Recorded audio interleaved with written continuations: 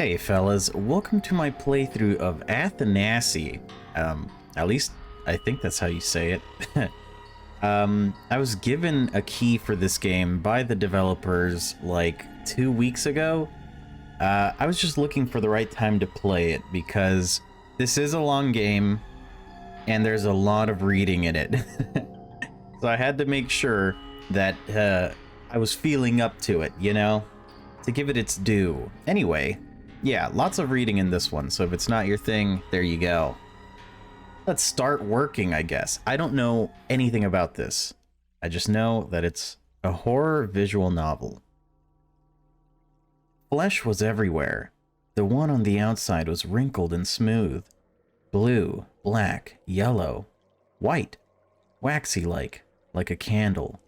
Reddish in the places where you touch and apply pressure. Hot, with droplets of sweat, soaked, unable to feel anything, even if you poke it with a knife, sensitive to the slightest breeze. They're describing like a biomass, I guess? And the one inside too, the moist underside of a man, not red, as it might seem at first, not even pink, gray, like anything that appears in the dark. The flesh has become a black, greasy land, and the jungle that grows on it. For too long we have been animals. It's time to become the forest. Let me reread that. The flesh has become a black, greasy land, and the jungle that grows on it. And the jungle that grows on it too? For too long we have been animals. It's time to become the forest. Interesting. A 40-year-old woman was pacing the sidewalk, her face hidden by a black sack. Two masked men were holding her gently by the elbows, pointing the way to the hearse. Another victory of death over life, a sad but dignified spectacle. It's a good thing there's a temple of tender death nowadays. The city takes care of us, protects us from all the pain and old age. I shuddered, remembering today's dream. I wonder how long my frail body would last. How much would I be able to do for the city? So we're in some kind of sci-fi dystopia? The car started towards the Temple of Tender Death. I glanced at it, then crossed the road and ducked into one of the confessionals. I should have talked to Newberg a long time ago. A goal? I had put it off for too long. I hadn't been in my confessor's booth since the day of the final build, since I was 16. The booth hasn't changed a bit. It just looks older now. Newberg, the inner troubleshooter, sent to us by the machines of loving grace. The one who listens, warns, and fixes errors. They remove abnormal particles from the mind, which might seem to be very personal and important thoughts at first, but in fact, they can lead a person into utter disrepair? Are we robots? That seems to be exactly what I need right now. I inserted my punch card into the reader. Whoa, hold on. There's some similarities here to some George Orwellian stuff. Also some new World Order stuff as well. Very strange. Greetings, Josiah. You haven't visited me in a long time. I've been very busy since the final build and the moving. So is this us? We're Kaviani? At your age, it's forgivable. Entering adulthood is a time of trials and tribulations. What brings you here? Reveal the soul, avoid the answer. Okay, so we made it to the first question. Can we save? Oh, hell yeah. Okay. So here's what I'm thinking so far. I don't know anything, but I did pick up on a few things.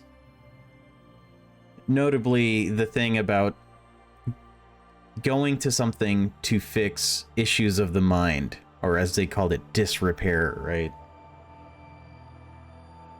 it gives me very Soma-ish vibes, and I don't mean the game Soma, I mean Soma as in medicine that makes you happy. Kind of like an antidepressant type thing. So, in revealing the soul, are we allowing this entity or computer to fix us up internally? Or do we avoid the answer and kind of just not let them know about our inner turmoil, I guess? Because maybe that inner turmoil is illegal to have in this dystopian, obviously dystopian world. I'll avoid the answer because I'm interested in the truth. I think I'll keep quiet about my heretical dreams. Yeah, I figured. Kavyani. I dreamed some nonsense. Scraps of yesterday's events, sunshine, running through the grass, images coming from the windows. Newberg. We all dream of sunshine and wind. The face on the screen completely disappeared in the interference, and for a second, the terminal of the confessional hanged. Well, key to your new achievements with a light heart. I walked down Minister Osmond's broad street, stopping occasionally at the oxidizers. Silent, inconspicuous devices kept injecting jets of fresh air into the cavities of the city from the gray flesh of the walls. I wanted to feel the touch of this invisible flow. I unbuttoned my sleeve and held out my bare hand. It immediately gave me goosebumps. The breeze was mesmerizing. Are we underground? Why would they do this? People neglect the sense of touch too much. They are too mesmerized by the sounds of the streets, the green lights of the luminophores, the fake, but no less appealing, landscapes and light boxes. That day, it was showing the sun. The biopixel screens are constantly updated with images from the past world, the world before the Purple Death, when out there still existed. You're throwing a lot of keywords my way, a lot of terminology about something that happened that I do not yet understand, so I hope they cover that stuff. They say those are shown to keep the circadian rhythms going, but I think the reason is for us to remember what we have lost forever, what remains only in the archives of the infinite library. I stopped under a central light box with a rectangle of deep blue and a pale yellow circle in the center. Blue sky. Once, our ancestors lived without a dome over their heads. Now the light shines through 2 layers of glass. Between them splashes a lake teeming with plankton and algae. Our sky is green and composed of hexagons. In the distance, there was a rumbling sound. An official train whizzed by under the dome. The clerks were returning from lunch. Is it me or is this game really loud? Hey, who said you could speak over me? There we go. Hopefully that's a little bit better. I felt envy deep inside. Even the lowliest of public servants received a pass for the monorail that connected the pillars of ministries to the elite quarters for bureaucrats. And for everyone else, workers, engineers, the temporarily unemployed, or like me, waiting to be assigned, we had to move around on foot or in cramped, bumpy omnibuses. I wish someone would touch me. Anyone, please. What is this, Reddit? That employee right there, who gave me a disapproving look on her way home from lunch. Or those first-time or second-time build boys. The ones that are still drafts of future human beings. They pointed their fingers at me and laughed. I made a face at them. That made their laughter only louder. It is Reddit. At that moment, a red-headed baddie in a tight beige jumpsuit walked by. I felt my cheeks burn with shame. Oh, she's laughing at us too. The girl wrinkled her nose and smiled. I think I involuntarily smiled back, but she already looked away and moved on.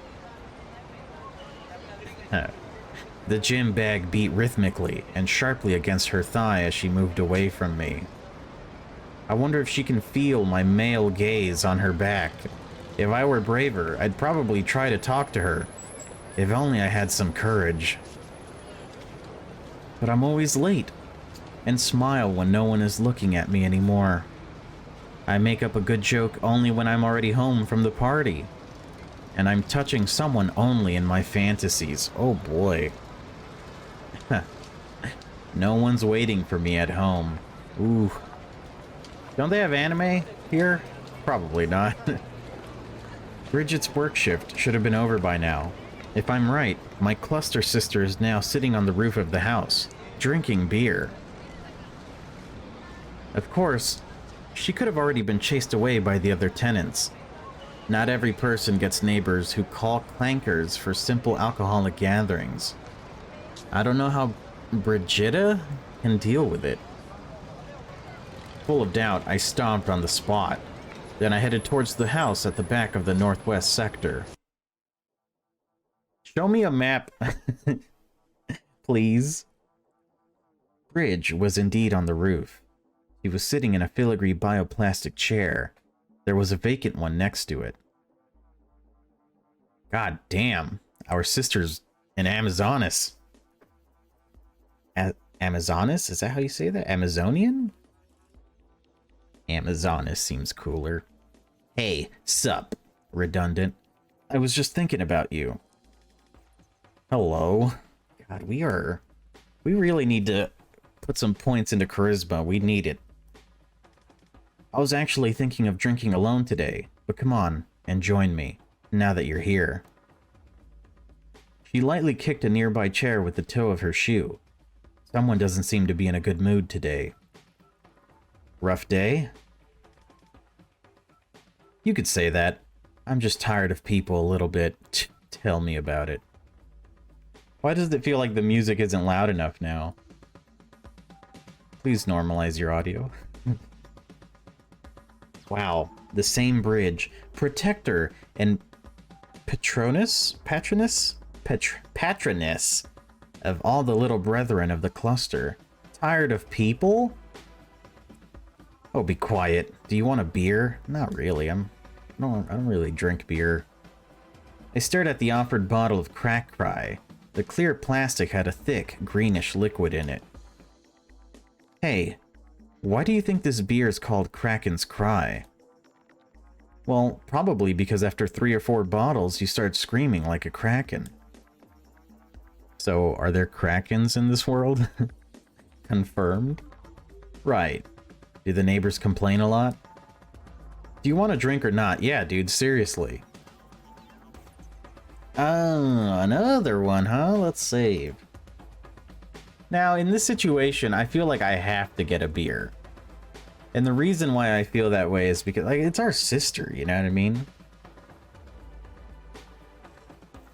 It's like a social obligation that's not an obligation.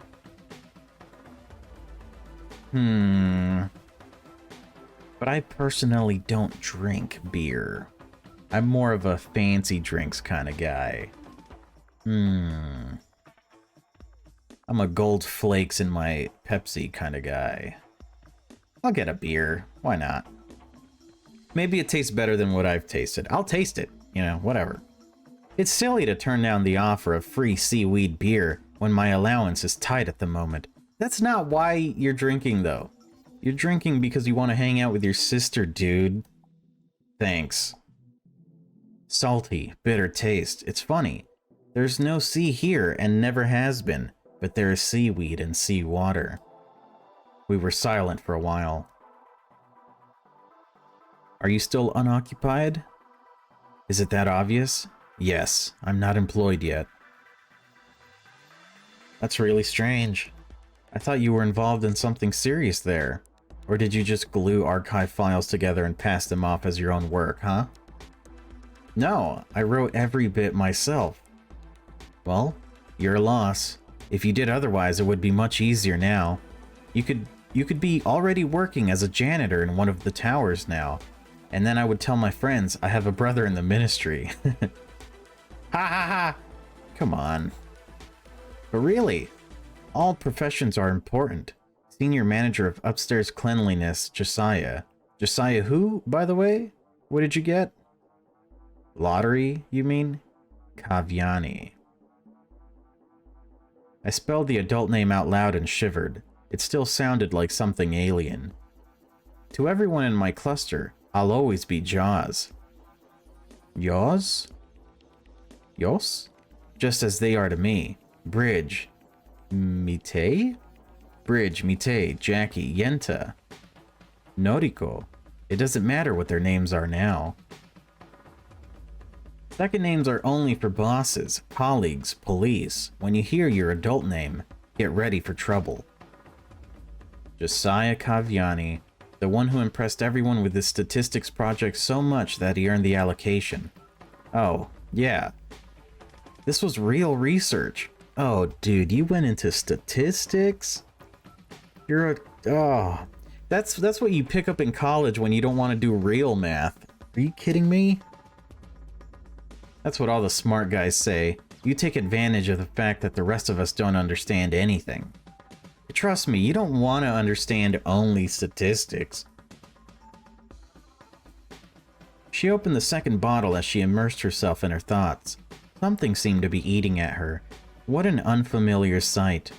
The big sister, always so strong and trustworthy, was now nervous. I need to say something. I'd rather that she talk than drink. I visited a confessor, by the way. So, did you fix your soul then? Yes, I did. What are you doing? Why would you lie about that? And what do you mean by fix your soul? Do we really have to lie to our sister? I don't know her that well. Is she a snitch?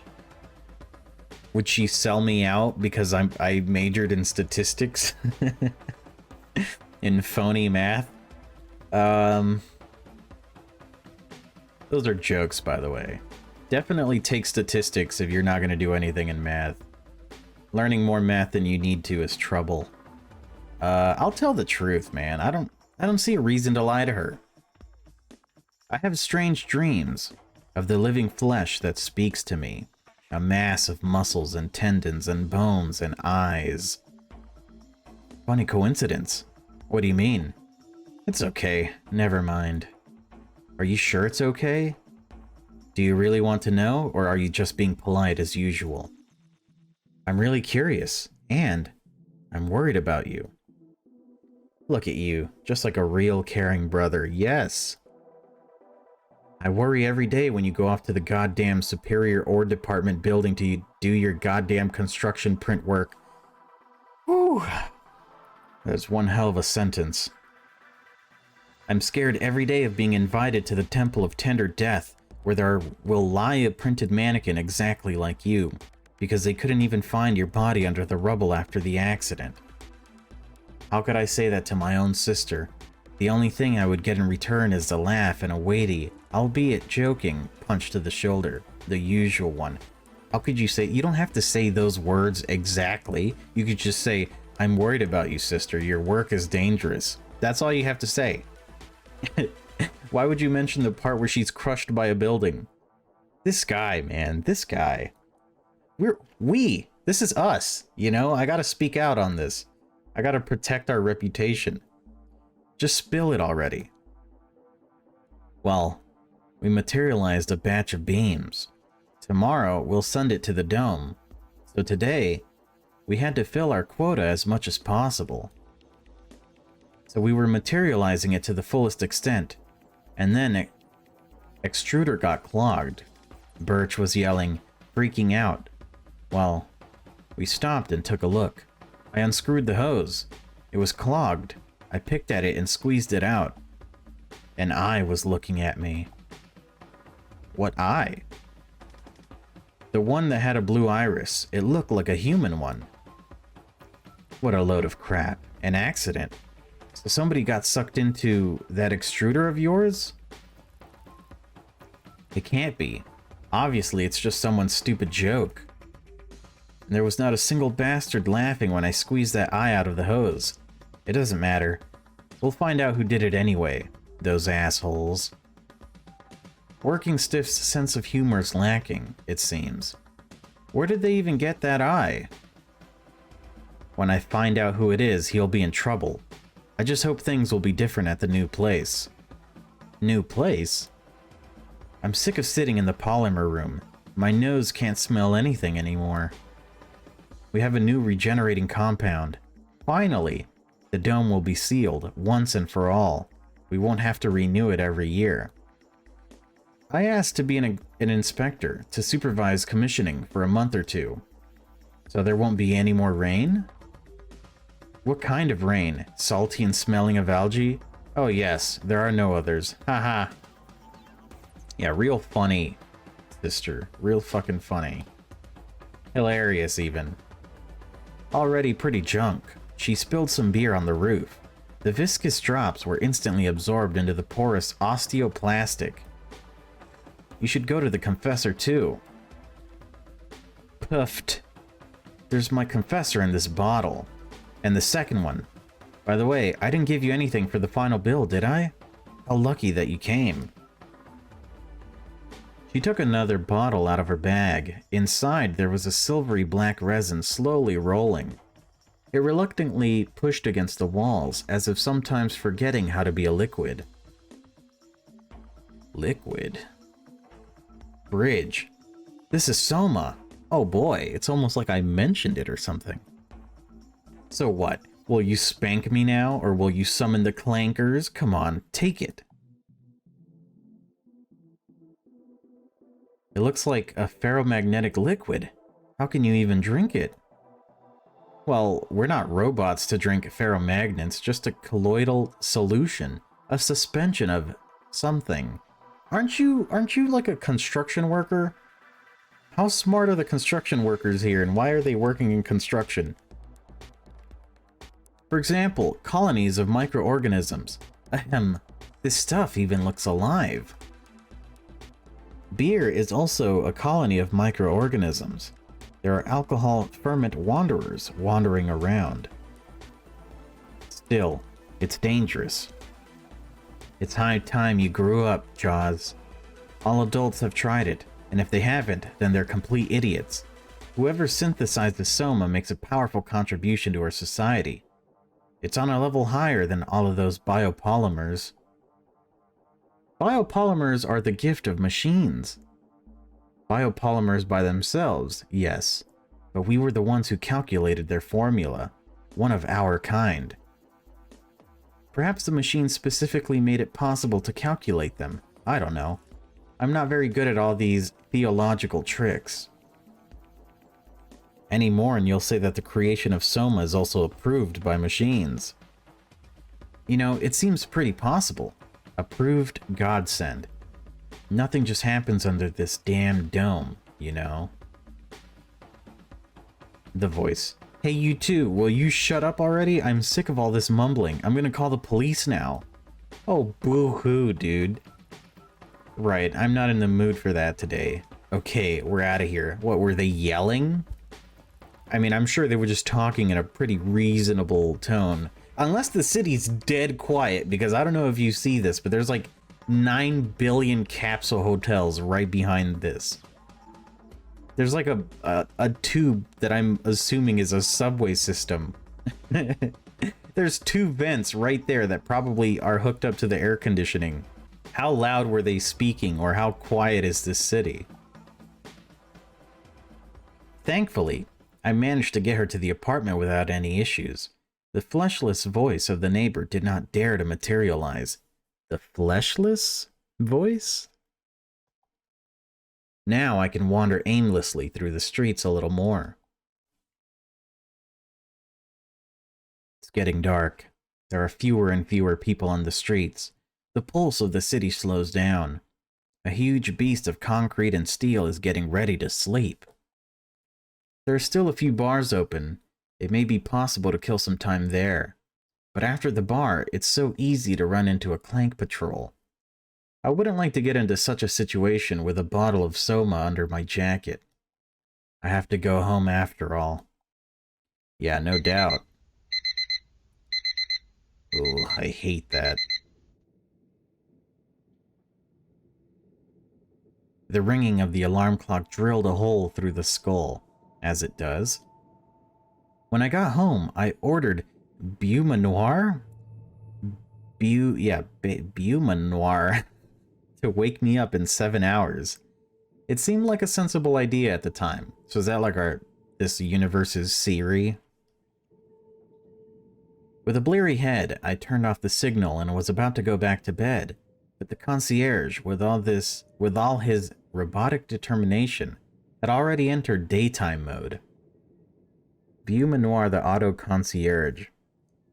The end of the melatonin peak in the circadian rhythm.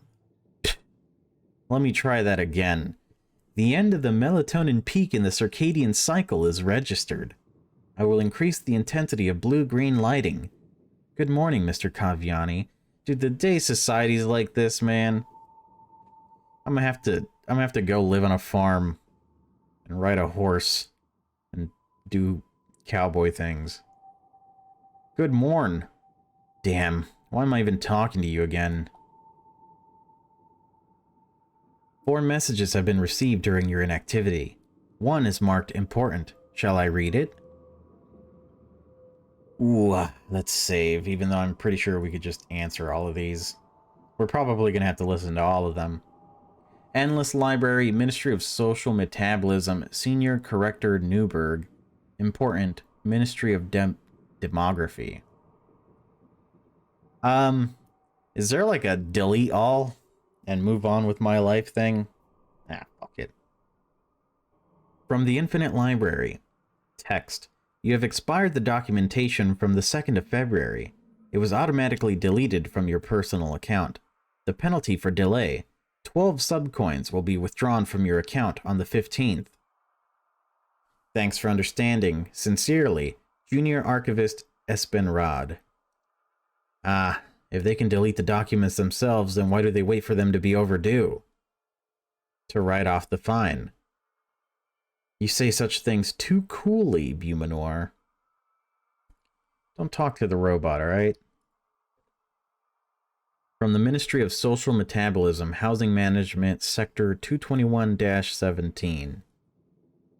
We're informing you about the state of water resources supplied to the apartment at the specified household of Sector 221-17. Your tariff, city resident. Currently available to you, 3,564 liters of water.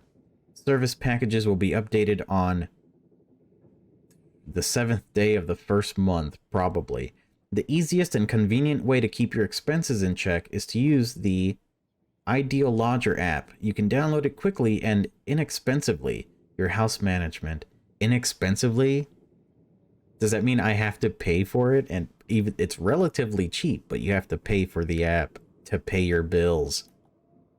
When will they be updated? I'm going to dry up like this.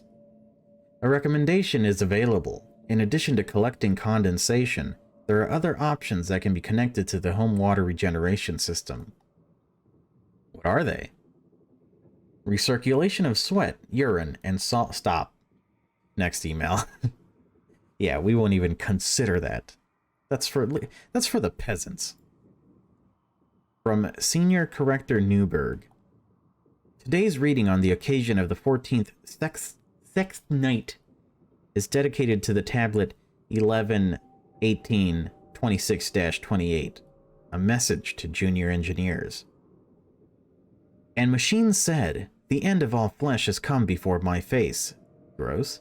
For the earth is filled with evil deeds from them, and behold, they will destroy themselves from the earth by their own hand. Was that the machines, or was that God? Only 1,000 righteous people heeded him, and came to serve him. 1,000 righteous people were able to enter the underground city in the last days of wrath. Read more. For 12 years they were silent and counted machines. 1,000 righteous men sat in the dark and the shadow of death, bound with sorrow and iron. And there was a great despair in the city. And in the 13th year, the machines finished their thoughts and printed the last protocol. And, ST, would that be Saint? In Saint Engineering Professor Head Lab Frank. God damn, that's like 5 titles all in one. Frank told us of the way that we should go and the word we should keep. May his name remain forever. Amine? There's more? Frank, may his name remain forever, conveyed to all the people all the words the machines sent him to pass. Then, Anyan, Murdy's daughter, and Jagor's Mark's son, and all the impudent people said to Frank, "You're telling lies. The machines didn't send you to tell us. Don't go outside to live there." And so, they went to the gates of the city. I'm reading the whole Bible at this point. And the word of the machines came to Mikhail, the head of security. "Take your big stones in your hands and hide them before the eyes of the audacious. And tell them, whoever is doomed to death, they will be put to death." So if you're gonna die, we're gonna make you die. Got it. And those who disobeyed Archistrategos Michael, the head of security, were struck down by the band of heaven, and the bonds of their members weakened, and their knees began to beat one against the other. Their hearts weakened, and the merciful Frank and Michael built the first temple of gentle death in order to save them from torment.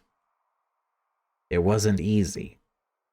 Building a whole temple of gentle death really sounds... No, I mean the male. Whew.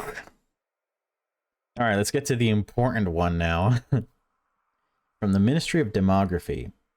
Good afternoon, Mr. Kaviani. Upon receipt of this letter, you are instructed to visit the Ministry, the Statistical Department, Office 1324. Sincerely, Ansem Diodato. Wow. I don't hear congratulations, Bumanor. Congratulations, Mr. Kaviani. Now it sounds insincere. I was still waiting for allocation after the final build, although my qualification project deserved special attention from 2 inspectors at once, from the Life Cycle Assessment Ministry and the Ministry of Demography. If I became an official, I'll get rid of 100 problems at once. No longer will I have to live allowance to allowance, save resources. Frank the Savior, I can even get access to the monorail. So Frank the Savior is like Jesus, right? Or like Lord. Oh Lord Frank. Oh Lord Frank, I can even get access to the monorail, like that kind of thing. Although, I remembered how I adjusted the numbers at the last moment before the discussion of the thesis. Did you notice my forgery? Will they let it slide? My heart was jammed with anxiety. A lump rose in my throat. Are they inviting me for a reward or punishment?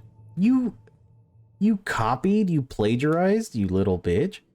Is something wrong, Mr. Kaviani? I need to calm down, one step at a time. Order me some seaweed soup. I don't want to go to the ministry on an empty stomach. Meat and milk have recently made me sick. The realization that the products were synthetic did not help at all. Every vein in the roast seemed alive. Ew. While Bumanor was placing my order, I rushed to the mirror. I combed my hair, splashed some water on my face, and looked carefully at the reflection. Wow, that is a chiseled jaw, dude. I would kill to have hair like that. I wanted to cover my eyes so that I looked mysterious and like a villain. A gloomy, slightly sad face. I keep hoping to see something new every day, but every day these hopes are dashed. Even the fluff above the lip does not grow. Nevertheless, I took up the razor. That's right. It's not about whether or not you have facial hair. Men shave because it's about the principle. Clean. Fresh. Your order. Your order. No, I'm not going to do that anymore. Seaweed soup. 1 serving has been received by the delivery service. You have a visitor, Mr. Kaviani. Oy, what was that? The hand involuntarily trembled. With a crunch of skin being cut, the blade slid across the lip. The shaving gel turned purple. Damn razor. Well, maybe if you used, I don't know, like a Gillette razor with 5 safety blades instead of this. Tell me I'm dreaming, Beaumanoir. Now I'll have to wash the shirt. You're not dreaming, Mr. Kaviani. The visitor has care and law department level of access. The door is unlocked. From the corridor came the click of a door, followed by the insinuating clanking of polymer armor. Damn it. The last thing I need now is some clanker. Somehow, I managed to wipe the blood off my face, pressed my fingers to the cut, and turned around. Right in front of me was a man in a police uniform, an impressive mask resembling a skull, usual armor on his arms and legs. The stunner, as always, is set aside. Set aside or armed? Actively wielding. He looks like he's about to bonk you. By law, the clankers were instructed to unfasten their weapons from their belts only in case of an immediate threat. But judging by the usual behavior of the clankers, they were under immediate threat all the time. Junior Sergeant Dryden, authorized to escort you to the ministry. Be ready to move out in 5 minutes, Mr. Kaviani. Damn, police officers look badass. His eyes sunk deep into the dark holes of the mask, stared somewhere below my face. Damn. He's probably looking right at the bloodstain. What a shame. But I need to... immediately. Time is running out. But most importantly, you should calm down. The healing lip itched terribly. After a couple of minutes, there will be no trace of the cut. But now it doesn't matter.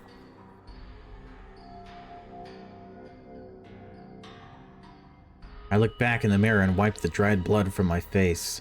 It crumbled into the sink in brown crumbs. The clacker won't let me change my shirt. Well, that's fine. What do you mean? He said you have 5 minutes. I'm sure you could change. Very well. I'm ready. Inbox folder. Received. From Public Canteen, Sector 221-17. Your order. Seaweed soup, 1 serving, received. Warming up has already started. We offer you a new tariff, cramming up to the Annunciation of the Frank. Protein porridge and marshmallows on a monthly subscription. Double the rate for 50 subcoins. The number of offers is limited. Ooh. Protein porridge, you say? Sounds disgusting. It's like Soylent porridge, I guess.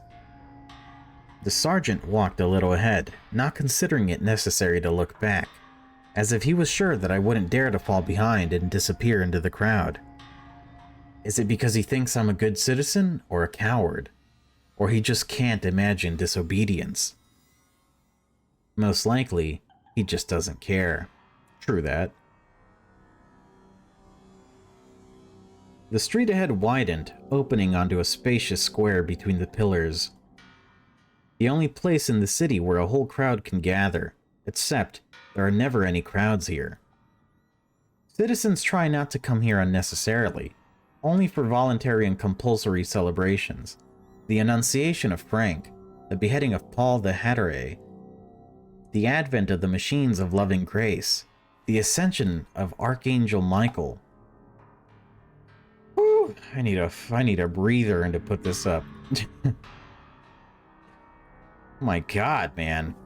Oh, I feel it in my diaphragm, the amount of reading I'm doing. As a child, I only liked the year wheel.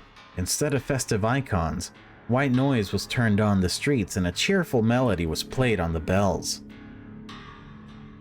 The 6 ministerial pillars towered over the elite quarters, resting on the firmament. Cyclopean towers supported a man-made ocean full of algae overhead. A familiar sight, but it still takes your breath away every time. The tower of the Ministry of Demography looked as if it was darker than the other pillars. Either I was influenced by its proximity to the Temple of Gentle Death, or by gloomy rumors about citizens who did not return from behind its doors. A tingle of cold sweat ran down my spine, a sticky cocktail of nervous anticipation. Anticipation and fear. We went up to Frank knows what floor. Damn it. We went up to Frank knows what floor, and the clanker led me through a branched maze of corridors.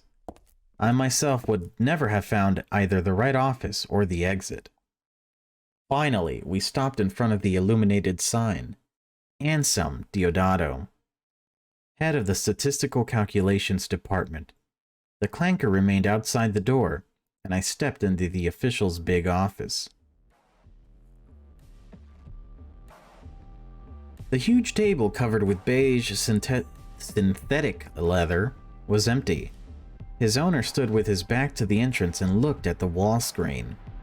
He didn't seem to notice me at first, or maybe he just simply ignored me. Instead of the window theme, the screen showed an animated ancient picture, a cone going underground, similar to the funnel of the Great Pit from the textbook on the history of the city. Tiny people were busy on stepped concentric circles. An awkward situation. What do people usually do in such cases? I looked around for an object to knock on, and then decided to cough softly. You know, what you do is you say, "Hello? My name is this. Is anyone here?" That's what you do. You don't just silently wait for someone to notice you. Anselm Diodato then turned on his heel and stared straight at me. ...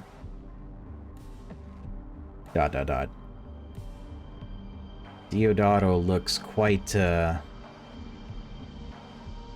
Hitlerian, you know what I'm saying?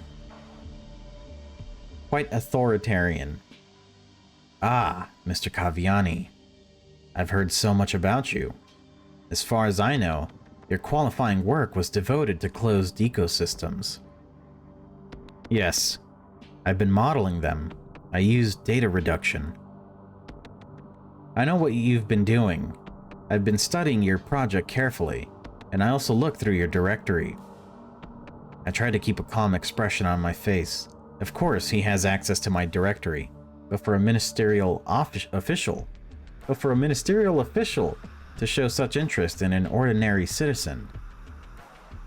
"I'm not interested in your text, but instead in the things that aren't in it.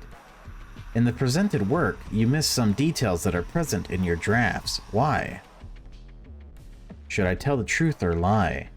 Lies will make me look like a fool, but the consequences of the truth are not easy to calculate, especially when you are being studied by that intense, cold gaze.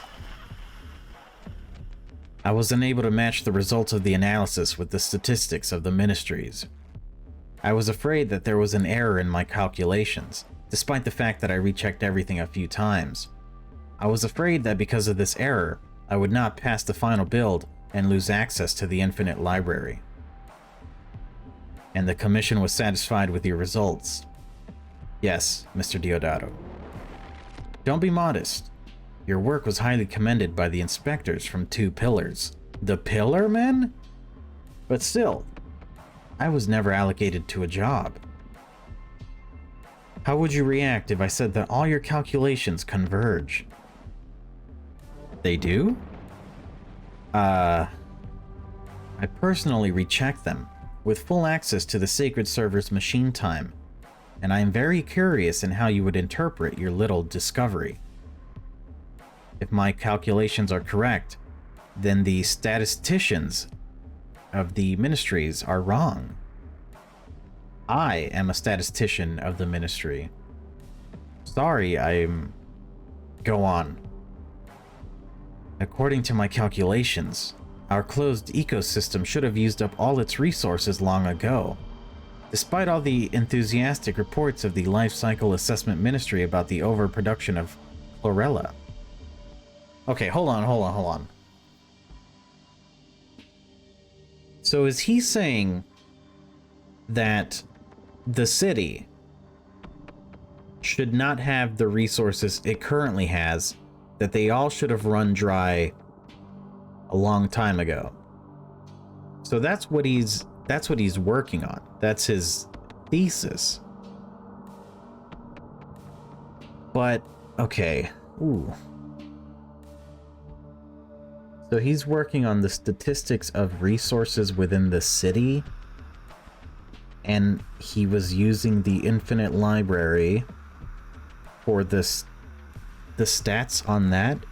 But if the city didn't want people to know about that, they wouldn't put it in the infinite library for people to study, right? Why would they reveal that information if they don't want people to know something like this? So it's got to be some kind of test, right? I guess we'll see. We wouldn't have enough oxygen for the needs of industry anyway, not to mention the protein substrate for the synthesis of food and biopolymers.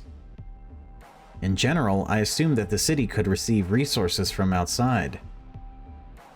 A very bold statement. What are you driving at, Kavyani? Don't be shy, you can be completely honest with me.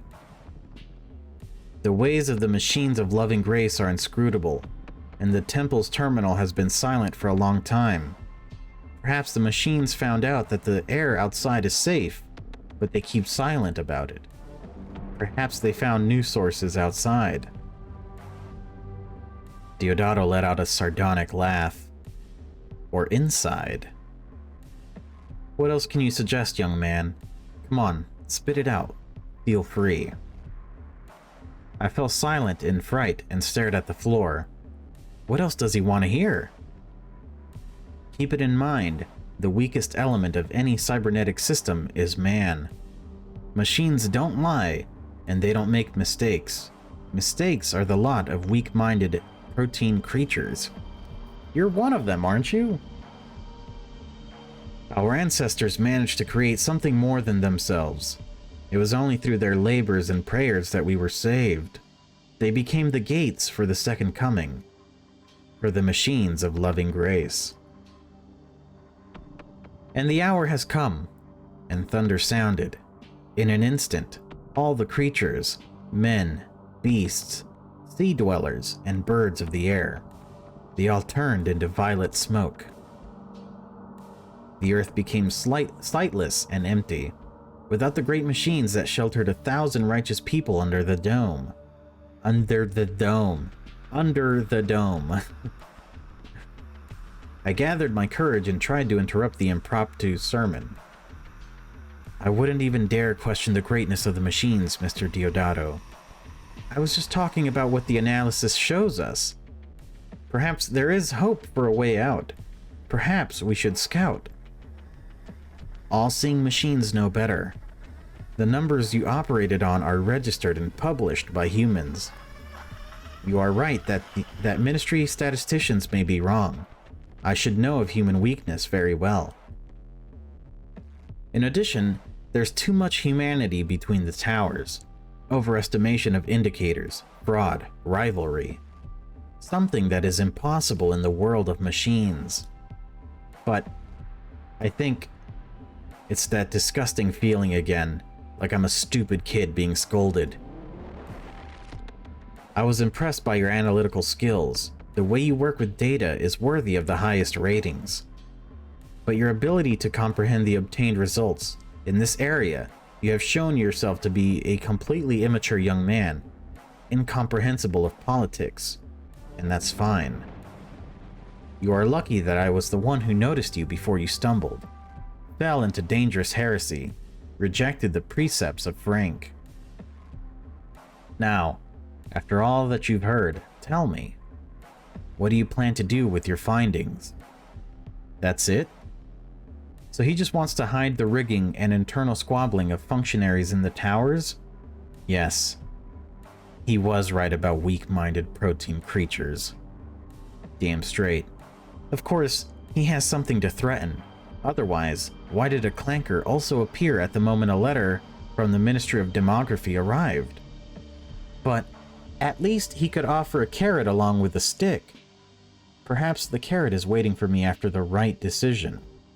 But maybe it's worth pushing a little bit to designate not a threat, but a shadow of possible consequences. It seems that his sermons really made me angry, since I seriously thought about it. Ooh, we're saving, and I'm taking a sip of water. Okay, so we can say this data is classified. And if we say that, I'm assuming he's going to let us off the hook. Or we could say post it, we need to fix the errors committed. I guess kind of pushing against what he wants, and... I definitely think that if we want to live, we probably go for this choice. But if we want more of the truth, then we go for this choice. And I do want to know what the fuck is going on, so I think I'm going to go with this one. I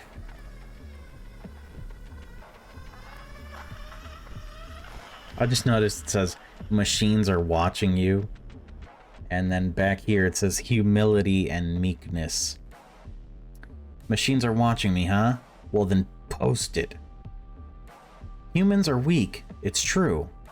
That is why we must fight this weakness. Open publication of this data will allow honest and objective... Think, Kaviani, think. How will citizens react to the voice of a person who has fallen into the heresy of doubt? A man blaming machines for a mistake. But I didn't. We were just talking about the human. Do you realize that by doubting the loving grace that makes the city exist, you are not only contradicting Frank's punch cards, but also encroaching on the last island of life in this world? My head was spinning. This man, without batting an eye, twisted all my words as if there is no truth for him. There is only information, useful or harmful. A spark of anger began to flare up in the depths of my soul. It was restrained only by the caution. So, this is how deeds are done in the pillars. Resist or surrender. Another one, huh? How many pages do we got? Okay, we got plenty. At least I assume it's plenty. We're going to resist. Fuck this guy. I mean, like, we already went too far. If we surrender now, we're still gonna be seen as dangerous, right? I resist. I have no doubt, and I do not fall into heresy. It is the machines that tell us. The machines are pleased with the reasonable. The machines are pleased with the thinking. The machines are pleased with the one making the right conclusions in the binary system. You don't have to quote the tablets to me, Kaviani. I know them by heart. However, since you started, quote me the following punch card. The machines pleased. The machines are pleased with the ones who's clearly following the program. It's a pity that you don't remember these simple but such important words. The door creaked behind me, but I didn't dare look back. It's not too late to apologize. It's not too late to make another decision. Your problem is that you have an extraordinary mind combined with the psychological level of a teenager, Kaviani. Youthful maximalism. Belief in the limitless possibilities of man. Unable to be humble. Doubts are dangerous because one doubts, but the whole collective risks their lives. I tell you this with bitterness because I am also a human being, and I am sorry that I have to remove such a talented individual from society. I'm fucking dead. The world suddenly went out. The coarse fabric of the bag clung to my nose and mouth, not even letting me cry out. There was a cracking noise. A flash of pain shot through the neck. As if at the touch of a button, the body turned off and went limp. Someone's strong hands confidently and expertly twisted my wrists. The voice of Deodato, still broadcasting some hypocritical nonsense, started to fade away. Is he going somewhere? No.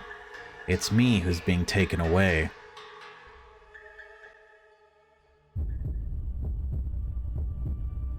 Each of the futile attempts to escape left its mark on the body. Something broken crunches inside the body with every breath. Every blow of a baton left the burning stigma.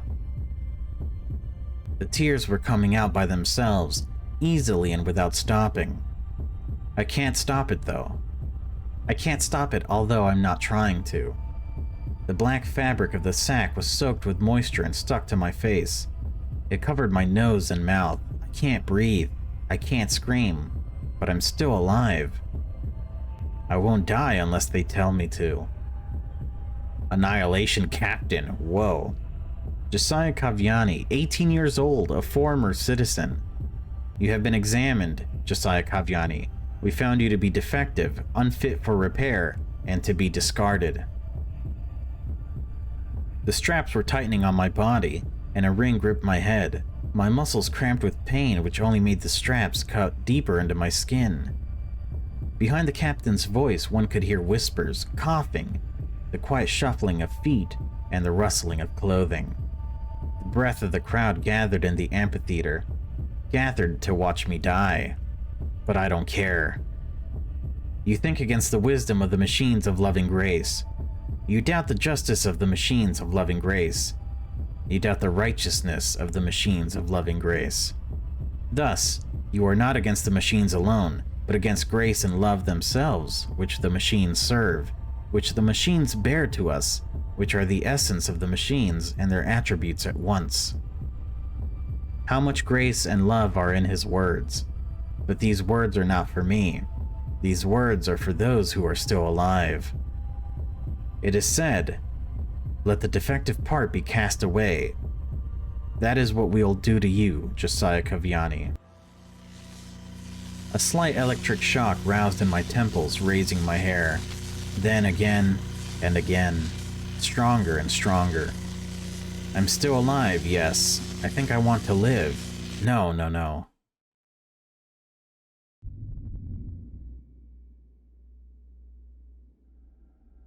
Out of the blackness, empty as a dead dream, I am being pulled upward. Let me go. I don't want to. They can't hear. They pluck me out of the darkness with tongs, like a tooth from the gums. Something snaked up and down my arm, as if it were floating inside, right under the skin. Eyes. I have to open my eyes. Glimpses of green light. Some voices.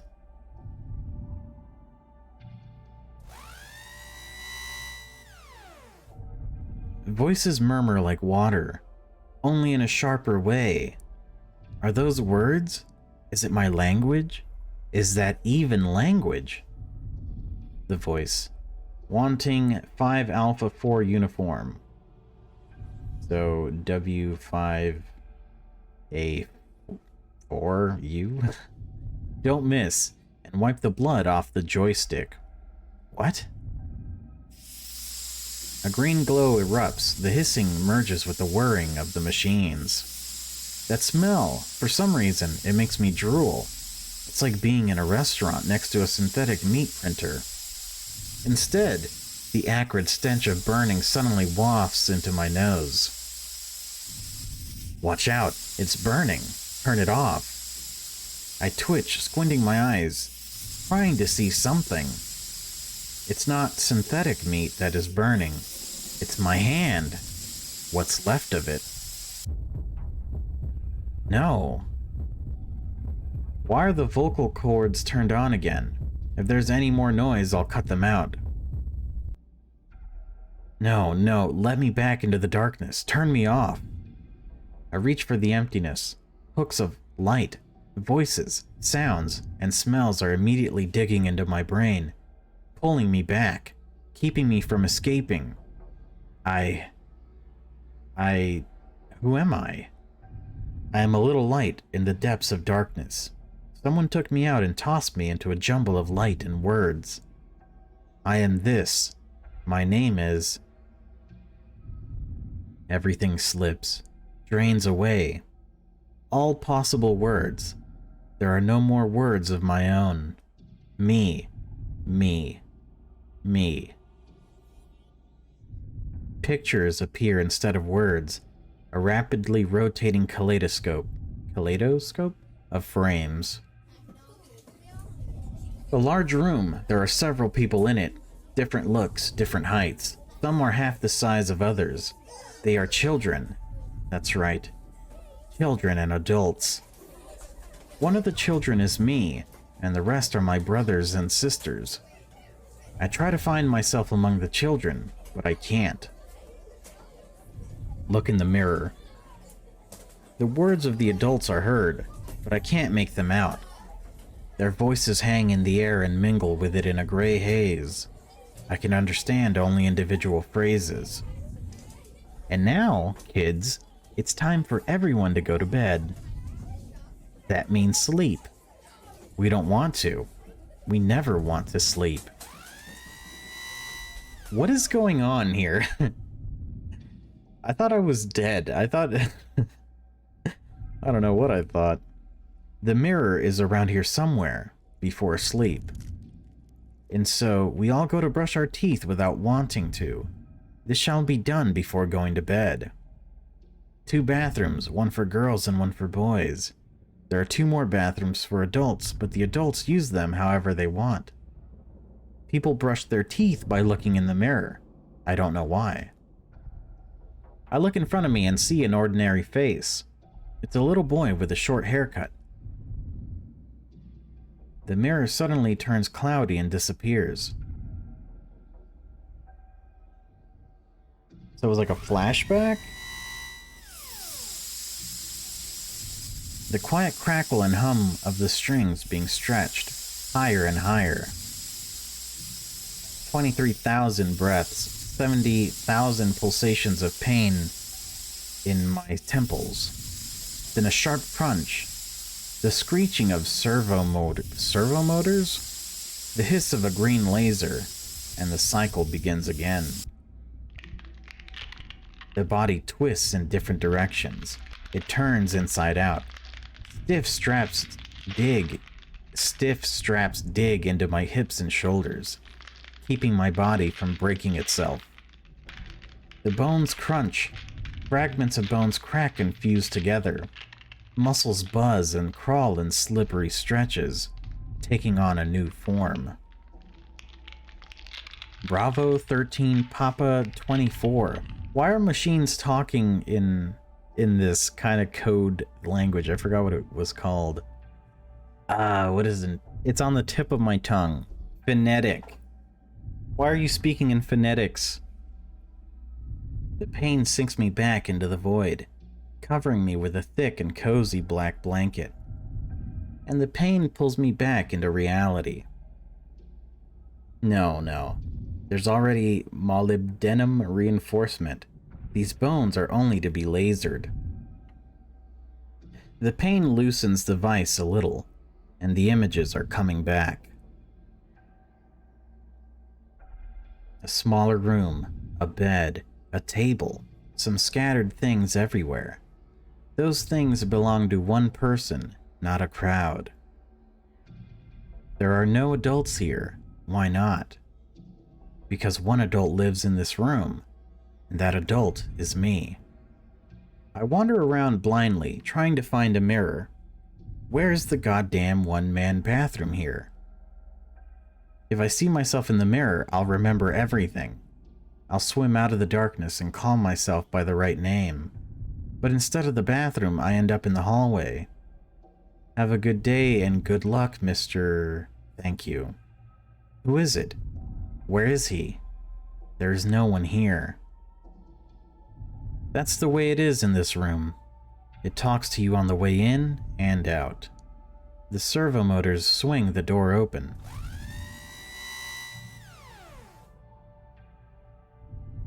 I cautiously open my eyes. I see the hand again. A fragment of it. 5 fingers grasping objects. A fork, a spoon, a toothbrush. Counting, learning digital things. Keyboards, punch cards, screens. Mechanical manipulator arms shake the elastic tubes. The tubes seem to have rubber bands around their bends. Something black drips from the pincers at the end of each tube. The manipulators move to the right.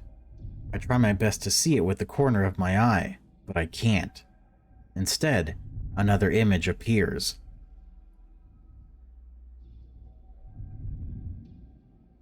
Short red hair and a pretty face. Who is she? What is her name? Is she an important person to me? But I can't remember anything about her. Do we know each other? Are we close? Did I just see her? Please let us be acquaintances.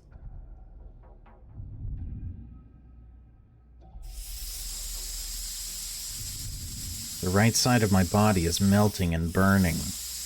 I don't want to look. I don't want to know how much is left of me. I just have to wait and everything will heal. Love and grace will bring me back what's missing. I need to just wait. Winter 54 Sumpy. Why did it miss again? Closer, otherwise it won't get adapted.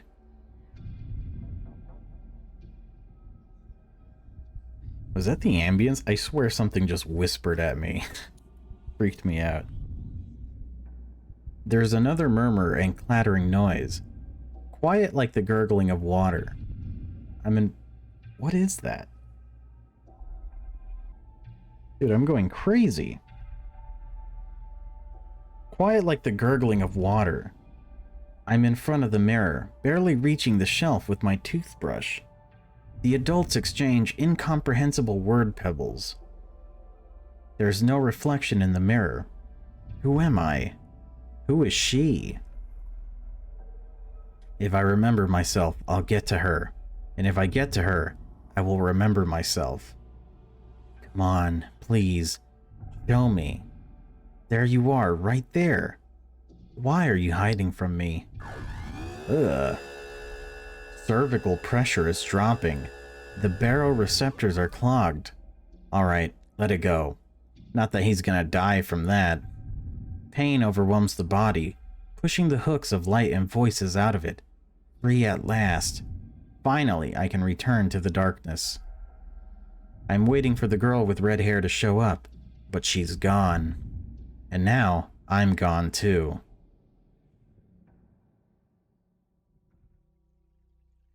There is no more tranquility in the void. The darkness is stirring, tearing away and crumpling a part of itself, pushing it outward. This part calls itself I. I exist again. I'm alone again. What is happening in this game? What the fuck is going on? The darkness brightens and weaves into warm and breathing walls. Have I fallen out of it? I breathe like it, move like it. Why did the walls reject a piece of itself and form into me? Did I do something wrong? There's another rejected chunk of flesh. It's breathing and living. It's shaking and dripping muddy lymph from bones coming through the skin. Am I the same? I think so. Work. Work. Production quota. You have to work. Why? Everyone is working. Production quota is happy. It'll be pleased and let you into Berg. Work. He seems to be angry. The walls and the floor above and beside him go in waves, like some liquid. These waves reach me and transmit a heat to my body that makes me want to run, to scream, to move. But I don't want to go to Berg. I want to go back into the wall, back into the darkness. You can't get into the darkness. Farther into the darkness means farther from Berg. Everyone wants to go to Berg. There's solid concrete there. There are lights, pipes, water. Everyone has their own private hole. You don't have to work there. But I don't want to go into a private hole. Where's this berg? Is it far away? Look. He strained out one of his arms, which ended in a long curved bone point. Then a slimy droplet slowly broke off it and dropped on the floor beneath his feet. Did you see how it fell? Where it fell is the bottom, and against the bottom, it's always the top. Berg is far, far away at the top. Top, outside, concrete and pipes and water, remember? The top is light and good, the bottom is darkness. I looked up at the top, above my head. Shiny, wet tubes were intertwined, pink, brown, white, and red. They rustled and pulsed quietly. Hello? Dude, I keep hearing shit, so I went outside to see if there was anything out there, and I couldn't find anything, so I don't know. Let's do this again. I looked up at the top, above my head. Shiny, wet tubes were intertwined. Pink, brown, white, and red. They rustled and pulsed quietly, as if they were crawling somewhere, while at the same time remaining in place. Suddenly, a drop of red liquid came from one of them. It dropped right on my forehead. It's hot. Well, it seems that there really are pipes and water at the top, and it's not too far away. I don't know how to work. I'll show you. I'm in charge here. I'm a senior. I'll show you. He slashed at the wall with his hand tip. The blade plunged into the flesh with a smacking sound and popped back up. Stone chips spilled out of the hole, immediately mingling with the red liquid into a thick paste. The cut on the wall slowly pulled back and healed without a trace. We're digging into the bottom. We're digging into the darkness. But for our hard work, we are sent into the light. Remember. Work. But I don't have... I showed him my arm. Smooth and... No. I have... Why do I feel so sick? Why am I so scared? The weave of flesh beneath my feet trembles, absorbing and intensifying my feelings, as if in response, murky images resonate from the depths of my soul. That's not right. I was someone different. I had an arm. I had a name. Get up. Get to work. I'm in charge. I'm your senior. I'm in charge. I'm shift manager. Work. He twitches and shakes along with me. After that, he hits the wall again. Again and again. Does it feel pain? Why doesn't it? I'll work. Stop, I'll work. He stopped, nodded, and just as jerkily, walked away into the darkness. I have work to do. I don't belong here, but in order to get out, I have to make production quota happy. Oh, boy, that's not much of a choice. Yep, it's all the same. I awkwardly swung around and tried to stick my hand into the hot mass. The blade accidentally entered one of the glowing yellow boils. The bubble burst. Orange pus ran down my arm in a rapidly fading stream. Sorry. The gaping hole quickly filled with a dark liquid. This is blood. I wounded the flesh, and this is blood. I squeezed the edges of the wound with my other hand in desperation. Those quickly gripped each other, but the snuggly glowing bubble never reappeared. I killed it.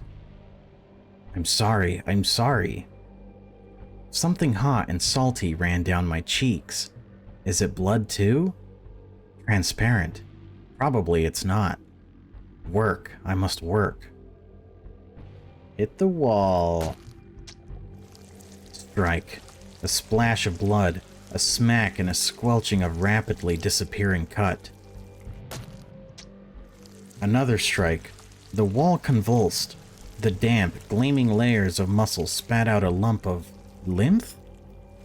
With a couple of stones floating inside, as if it was some act of pity. One strike after another. Shock ripples through my body from my hand. My bones tingle and ache. My joints creak angrily. This job leaves more scars on me than on the wall. I can't. I cannot endure this senseless and monotonous torture. Who is the victim here? And who is the executioner? Maybe if I just lie down with my eyes closed, the flesh will absorb me back. It's dark. It was as if a cozy emptiness had returned. There is a cool breeze across the floor. It dries the heated body, takes the drops of sweat and blood from it. This makes the places where the skin is torn by sharp joints and vertebrae start to itch. It burns and itches where the skin flaps are completely stripped. I can hear a heavy stomping sound. Its vibration is transmitted through the strands and tendons of the floor, spreading anxiety and fear all around. Is that shift manager back? Oh shit. What's that? Who is this? Is that production quota? They don't look happy. Cut, quota demon. A harsh and hoarse screech drilled into my ears, but that was only the beginning. In their spiky, muscular hand, quota clutched white, segmented rings. Now those rings unfolded into a long whip. A thin vein whizzed through the air and seemed to lightly touch my shoulder, but that touch burned my muscles to the bone. The first strike was followed by others. Cut. No, stop. I got it. I curled up against the wall with my hands on my head. At first, I didn't realize right away that the strikes had stopped. Norma's demon was gone. The red scars on my body moved slowly, like thick, fed worms. The muscles beneath them hurried to heal, but the pain remained. It was like it was absorbed into my skin, or rather, my consciousness. I can't do this anymore. I don't want to. Make it stop. Hit the wall, or end this. Ooh. Come on, who would want to do this forever? Right? I mean, I certainly would end this, I think. If I could. We could do both. Let's hit the wall and see what happens. My hand is drenched in a viscous slurry up to my elbow. Long strings of thread followed the blade, as if the wall didn't want to part with it. The elastic fibers and strands of flesh hide in the purple mass. They are trying to twist the pickaxe arm, to bounce it elastically to the side. For every successful strike, there are 2 failed ones, but each one takes away the strength. How long will this go on? How long will this go on? I think I've had that thought before. Words and pictures wander in circles in my head. There are very few of them, so the circle is very small. A small world outside, a small world on the inside. I don't want that. I don't want to be here. I want to go back into the void. A hoarse and unfamiliar voice. I don't want to have that voice. Ooh.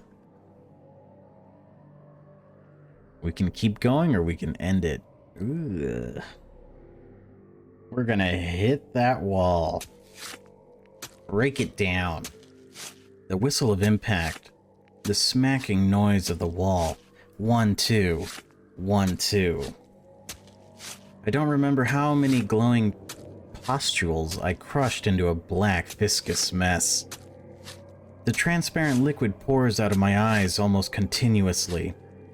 It glues my eyelids together and blinds my eyes. For a while, I just screamed and blindly pounded with the blade in front of me. Break already! Break! It doesn't break. Not a mark on the yellowish bone, as if it had absorbed all the dirt and blood. It turned out to be stronger than me. It's stronger, and I'm just like the walls around me. I came out of it. I'm made of it. Oh, I can only end it now. So we made a good decision. The emptiness won't take me back just because I want it to. Something has to be done.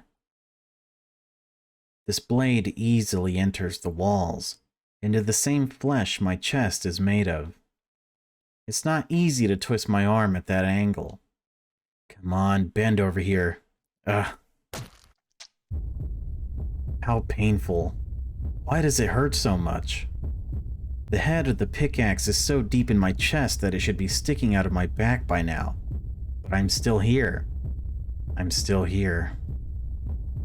The pain does not let me go into the darkness. It holds this useless body hostage. It was a mistake. Are you dumb? Don't chop yourself. Chop the wall. I showed you before. I don't want to. You don't have to want to. You don't have to think. You have to work. He pulled the blade of my pickaxe out of my own body in one sharp movement. It will be easier if your head is empty. Empty in the head? Well, if he says so. I slowly brought the pickaxe towards the skull. Shift manager immediately gave me a smack on the head. You are completely stupid. That's because you don't eat. Follow me. Dude, as soon as he said that, my stomach growled. I'm pretty hungry. The hot floor slips underfoot, but walking is still easier than chopping. I like walking. Other creatures emerged from the semi-darkness of the caves. Everyone is subtly different.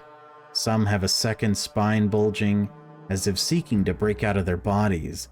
Some have been able to transplant glowing bubbles of pus onto their skin. Interesting. I want to do the same. But they all have one thing in common. They all have a pointed pickaxe blade instead of one of their arms. I look like them, and they look like me. We're all family? Cluster? It's a strange word, but it came from within, so it means I know it. You're stupid, so yes, it's better for you to have us than someone else. Family. I am no longer alone. Whoa. A stuffy and cramped dead end. The air here is so dense and thick that it is hardly drawn into my lungs with each breath, bringing tangy odors alongside. These vapors rise from the solid mass of bodies wiggling in the hole beneath the wall. Slow and aimless movements of arms, legs, shoulders, and hips are like the rippling of dried clots in a pool of blood. Here we are. Here we are. We're going to eat, then we'll rest. What are we going to eat? Something soft off the wall? No, stupid. Never eat the thing that can think. Don't eat what can talk. But the wall doesn't talk. You talk and think too much. That's why you can't hear. Eat something that doesn't speak or think. Then he pointed to one of the bodies lying in a pile beneath the others. The body barely moved. Its eyes stared blindly at the ceiling. At the top, it seemed as if they looked through it. Body's arms and legs stiffened uncomfortably. That one is not talking or thinking anymore. It doesn't seem good. Or does it have to be sliced? That's not your job. Whose is it then? That one over there. Goiter is in charge of the vegetables. Keep moving. The distribution is coming up. Shift manager jabbed the pickaxe in some direction. What the fuck? The mountain of flesh rippled in folds, emitting clouds of sour stench. In the transparent bubbles of its body, a thick slurry was bubbling steadily. It seemed it was its smell. A small line for the fat man was already there. The workers took off their bone masks and tucked them behind their belts. My family was getting ready to eat. Oh man. Goiter walked up to the first in line, loomed over him and belched a murky stream of hard lumps from his mouth. The miner swallowed the food hastily, mouth wide open and shaking his whole body. That is so gross. Oh my god. Like a bird feeding its baby. Is Goiter cooking? Yes. Try to catch the food with your mouth open completely. He doesn't like when it's spilled. He cooks, we chop, everybody works. Whoever works well gets into Berg. The one who does not work does not eat. The one who does not eat stops talking and thinking, and then they are taken by Goiter. It sounds logical. Logical. Sure, we're not stupid, you're stupid, but we're not. Everything is in order. You will remember. Now eat and rest.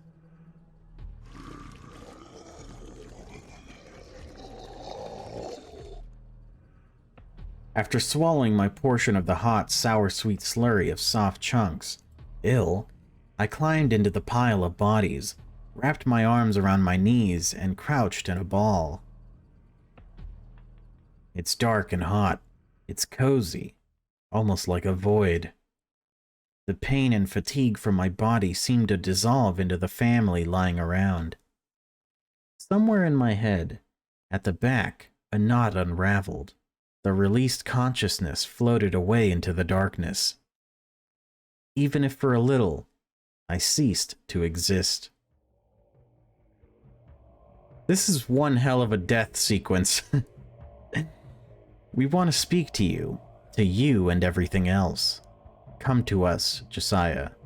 Josiah? Josiah? We want to intertwine our fingers with yours. We want to press you against our bodies. We want to hug you. Our fingers are millions, our bodies are thousands. You only have one body, a weak little body, one of many. Each of you is dear to us. Each of you is our child. Without each of you, we are imperfect. We are not complete. Without us, you are meaningless. Without us, you are splattered blobs. Without us, you are scattered grains of sand. I get it. Without us, you are unhappy. Josiah, we feel sorry for you. We will comfort you. We will lull you to sleep. We will press you to our thousands of hearts, and you'll hear them beating in unison, all at once. You will hear our pulse, a great underground river. It flows for you. You will forget all the resentment, all the failures, all the pain. You will become us. Jesus, man, I just want to die. Give me the Glock, and I'll do it myself, but I don't want any of this. The breathing noise... Excuse me. The breathing noise of the surrounding bodies, the rustle of their skin, the clatter of exposed bones and the grinding of their joints. It was like the sound of sea in my ears. I don't know what sea is. I never knew. The words just floated to the surface from the black depths. Coming along showed up my name, too. Josiah Kaviani. The name. One more hook, biting into that which calls itself I. The thing that can't let me return to the emptiness. Even more hooks now, and more suffering alongside. Have you rested enough? No. That's good. This is right. There is only work here. Rest is in Berg. Get up. Damn. No food yet? We're about to find out. The cave filled with groans and screams as my family awoke from their nightmares and sprawled to the sides. When the thick carpet of bodies unraveled, 8 workers were left lying on the floor. Their eyes stared through the walls into a non-existent distance. Their rib cages moved gently. Their arms and legs stopped moving like broken sticks. There are a lot of those who retired. That's weird. But it means a lot of food. Yes, but we work first. Goiter also needs to work. It's big, but it's slow. This is such a good dude. Like the greatest supervisor I've ever known. The black holes diverge in a branching network. The monotonous caves are filled with echoes. The shuffling of feet, the whistling of sharp arms, the slurping and smacking of flesh. I don't know where to go, but I like walking. Walking is better than working. Stop, stupid, stop, here. Chop here. This cave is no different from the others. Why here? What are we doing exactly? What are we supposed to do? We're here to meet our production quota. I told you before. Have you forgotten already? Stupid. But when will we know when we have met quota? Never. But why then? We work. They don't work in Berg. They're resting. It's a balance, equilibrium. Do you understand? Sounds like no balance at all. For balance, they have to work too. No. Berg and minds are connected, one body. One body, you know. There is balance in the body. If there is happiness, there must also be fear. If there is rest, there must also be pain. I feel like those are reversed. If there's happiness, there must be pain. No, it just doesn't make any it just doesn't make any sense. If there's happiness, there's sadness. If there's rest, then there's work. Berg and minds are like one body. Happy masters live in Berg, and if there are masters, there must also be slaves. There can't be a happy place just like that. There has to be an awareness that somewhere, someone is feeling the pain. Shift manager's eyes burn like pus boils on the walls. He's just about to start beating the walls with a pickaxe in a frenzy. What he says seems to be very important to him, but I don't understand it at all. If there is a job, then there must be a non-job too. That's called rest, stupid. The more we work here, the more rest we get there? Yes, finally, yes. With ourselves and our labor, we create Berg. Work is our goal. The worse and harder it is here, the better it is there. It's connected. Now get to work. There's that damn wall again. It stares back, slowly flowing, staying immobile. I sighed, struggled to raise my pickaxe hand and lowered it sharply into the flesh. 1, 2, 1, 2, 1, 2, 1, 2, 1. It's hard. It's hard to think. My head hurts. My forehead creased. Words popped into my head. Whose words are they? Mine. These are my thoughts. How long have I been here? Why aren't we going to eat? No, I ate. Many, many times I ate. Lay among my family. I came here again. I've been here before. A tight, dry lump rolled up in my throat. How long have I been here? How long will I be here? I have a name. Josiah Kavyani. What does Kavyani want? I want to go back to Berg. Go back? Was I already there? Yes, I think so. Of course I was. I came from there. But I don't want to go to Berg. I'm going to go back into the void. I want to stop existing. I don't want to work. I want to walk. But he who doesn't work is attacked by the demon of production quota. So I have to walk faster. My half-bent legs don't move well. The crumpled lungs and the hunched body are used to breathing in jerks, synchronized with the movement of the pickaxe. That means I have to go at the same rhythm. 1, 2. 1 foot, 1 foot after the other. Ah, I see. So he has to move with the strikes to basically not be heard or noticed? Scary. Something new. Something I hadn't seen before. No one from my family was here. The purulent bubbles in the walls glowed brighter, and they were bigger, as if they were ripe and ready to burst at a touch. Even the air was cooler and drier.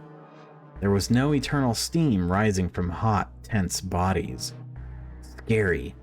Too spacious. Too bright. Attention. Door degradation.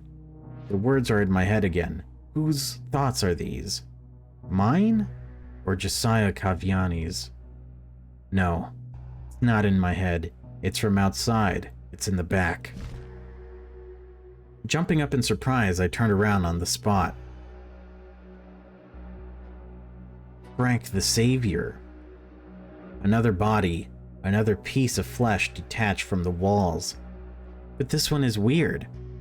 It doesn't look like one of my family at all. Does it work to get into Berg too? But how? It doesn't even have a pickaxe. Frank, thank you. We're here forever. Did you just say that? I can't talk. I'm a horse. What the fuck is going on in this game? I'm wondering.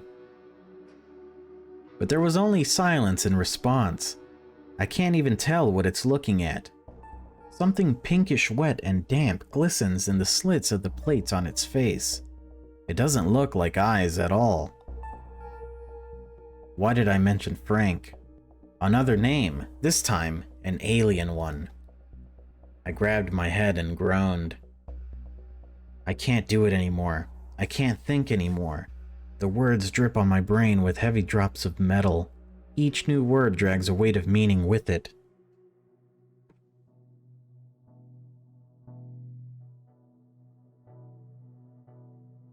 The viscous and pressing mass of memory had accumulated somewhere above my eyes, behind my brow, and was now pulling my head to the ground. Just a little more. Just one more word, and my forehead would explode. And think, buddy, came, hello, stick, please. Arg. Alright, hold on, we gotta save. Stop the suffering or try to talk to the... Let's talk to the horse, why not? Why do you speak that way? I can't speak, I'm a horse. What do you want from me? Silence again. The slit of its lips folded into an eternal smirk. It's like it's making fun of me. Is it having fun? Stick to what? Stick to the wall. The wall of misunderstanding that arose between us. Stick to the wall, it said. So I'm in the way, that's all. Everyone has a job to do here. I chop, Goiter prepares food, and the horse walks through the caves. So that's why it has 4 legs. I obediently pressed my back against the wall. The sticky surface eagerly embraced my exhausted body and exhaled into my ear. Josiah. I bounced off the wall, nearly knocking the horse off its feet. What? Who? Never eat what talks and thinks. I don't want to think or talk. That means when you get what you want, you can eat yourself. It's mocking me. This creature wants to confuse me. I wonder if I can cut him down.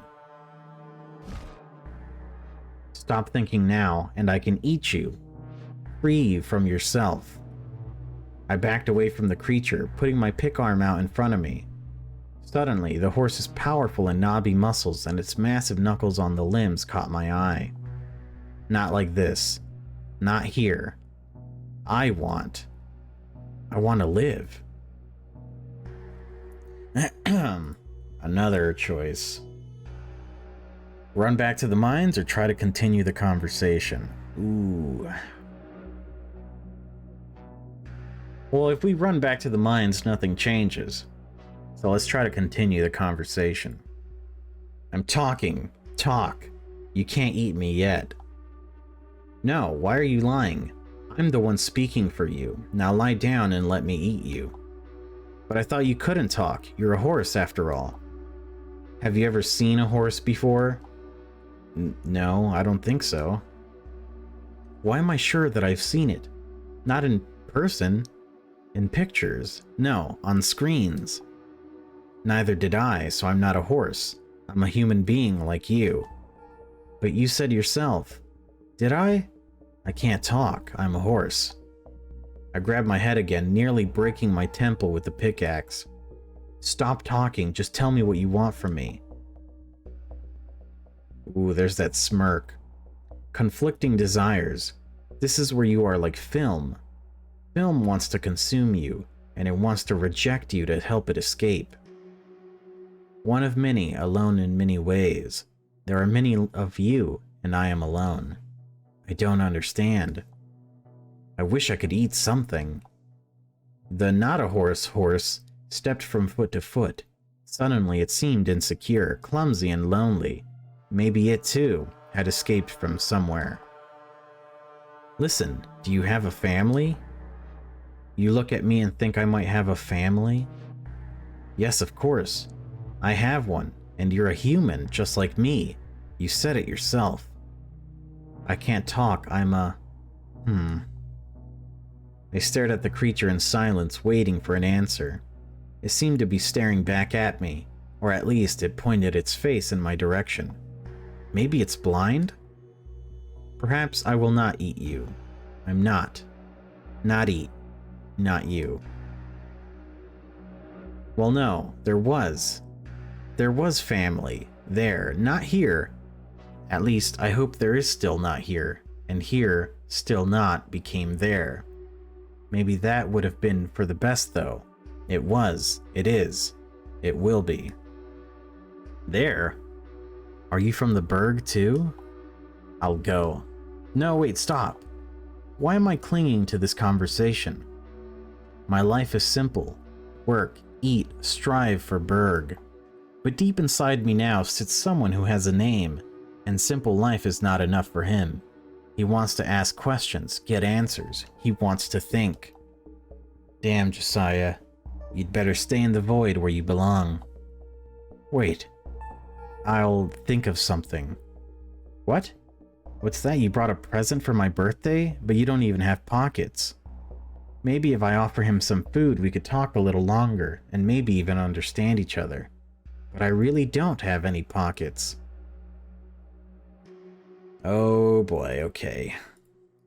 So we can steal food for the horse from Goiter, or feed the horse with myself.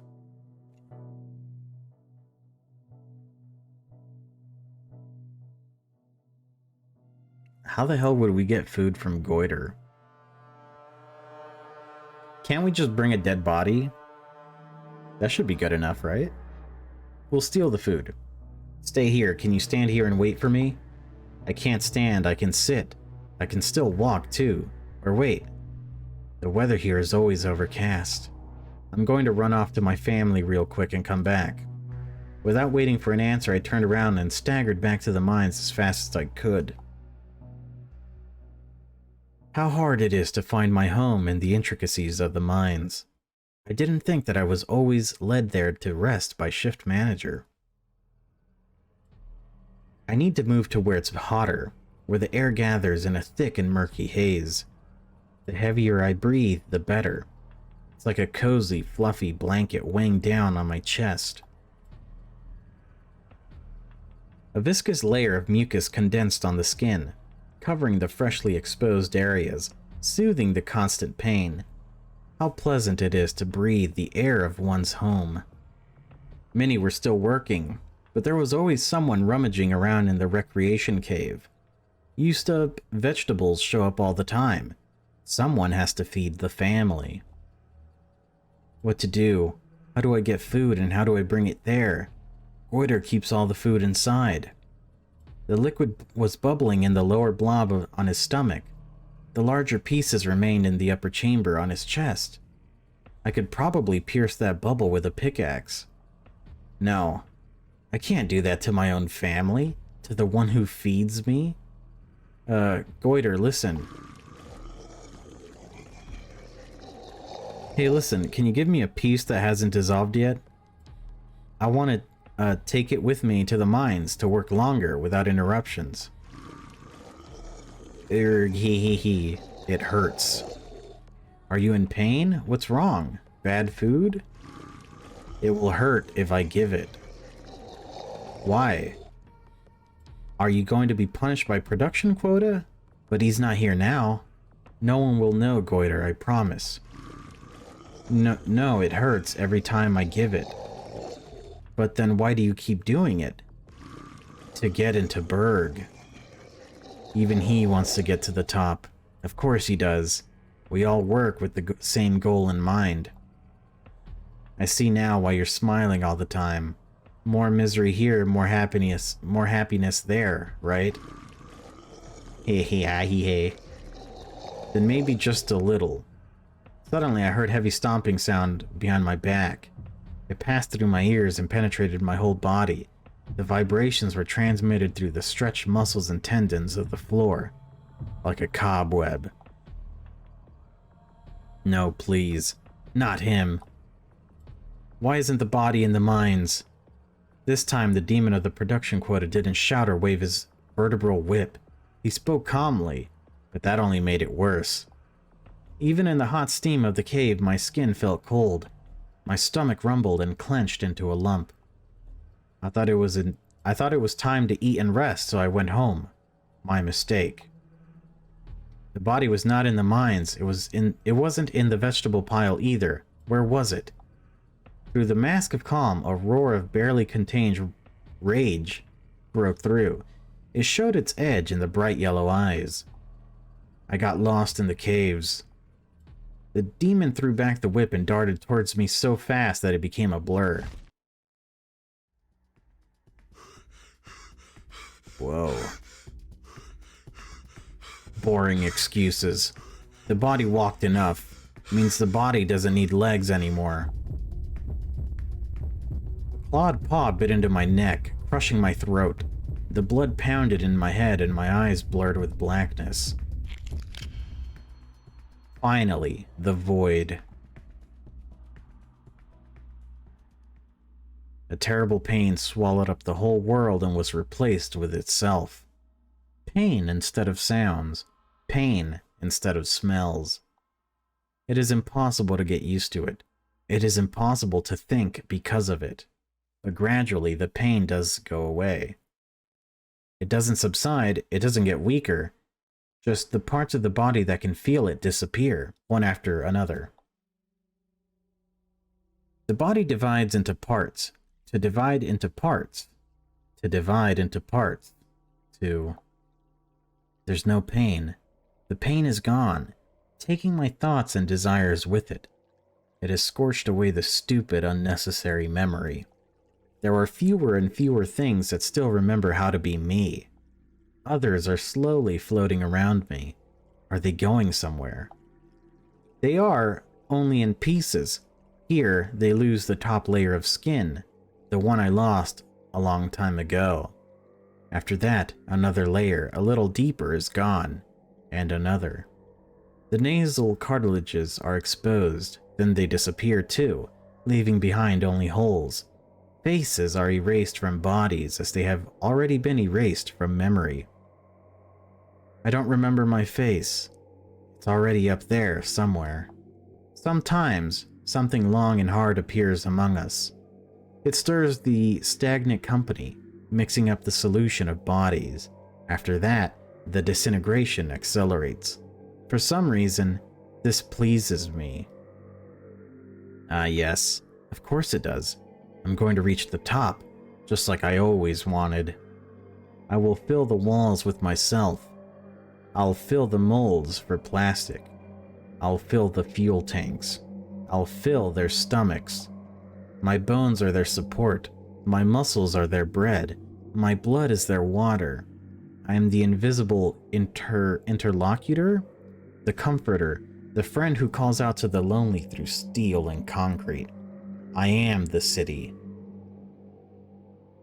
Ending Polymer Lake. Achievement unlocked, philanthropist. Oh, okay. Alright. So maybe let's not, let's maybe not steal food from the horse. Let's feed it with ourselves. I have nothing with me but myself. I'm thinking and talking. I can't be eaten, but if you take just a part of me... The end of the pickaxe is sharp, but the pick itself is rather blunt. There is practically no blade. You can't cut a piece off, you have to tear a layer of muscle off your leg. It's going to hurt. More painful than trying to kill yourself. I'd better sit down first. Arg. What are you doing? It's scary. You wanted to eat. You need some serious help. Alright, come here. So he's eating me anyway?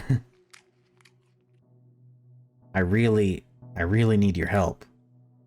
I have the wrong psychiatric profile. The horse licked its lips and smacked, picking up the last remnants of chewed flesh with his tongue. Josiah, right? You shouldn't waste yourself so lightly. Easy thoughts mean hard fate. It's funny, you remember more than I do, but you're too lazy to remember. Am I jealous or not? Thoughts are light, but memory is heavy. It talks and talks, the words are coherent, but the meaning escapes me. And for this, I spent part of my leg. How much it hurts. There is no rest from this torment. How I want to soak myself into this floor to dissolve into the pink-red sea. But something pushes me in the back, forcing me to go forward. You stay silent, do you? Wise choice. So what do you want? Help me get out of here. Right, just like that, huh? An old, kind, smart, beautiful horse is going to get you out of hell. Of course, there's no way it will be so easy. Fine, let's go. What? Oh yeah, yes. No. On the parameter of feet, the delta has grown in our close community. The debit does not match the credit. What the hell is he talking about? Dude, that's me this whole game. Do you get car sick? What? Until your calf muscle grows back and you can stand up again. I'll let you sit on my saddle. Frank the Savior, it really does have a saddle. I really need to rest. Still, I was getting car sick. Not from the movement, but from the sensation of a hot body beneath me. What a weird statement. Something moving, alive and fragile. The thin column of someone else's spine bending under my weight, as if it were about to break. But it's holding up. Its massive muscles rolled over and over, lifting my weight with ease. The pounding of his powerful heart drowned out my own. A new word came up out of the impenetrably black abyss I call memory. Monster. Alright, get down. For some reason, it always seems that from your height, you think something bad about me. The floor of the cave rose in ledges. There was an opening ahead, an unfamiliarly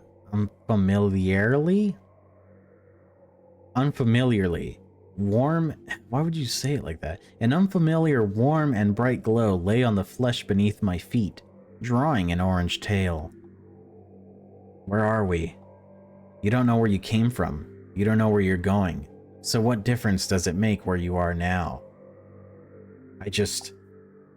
Somewhere in between fools and demons, between defects and foul souls, satisfied and...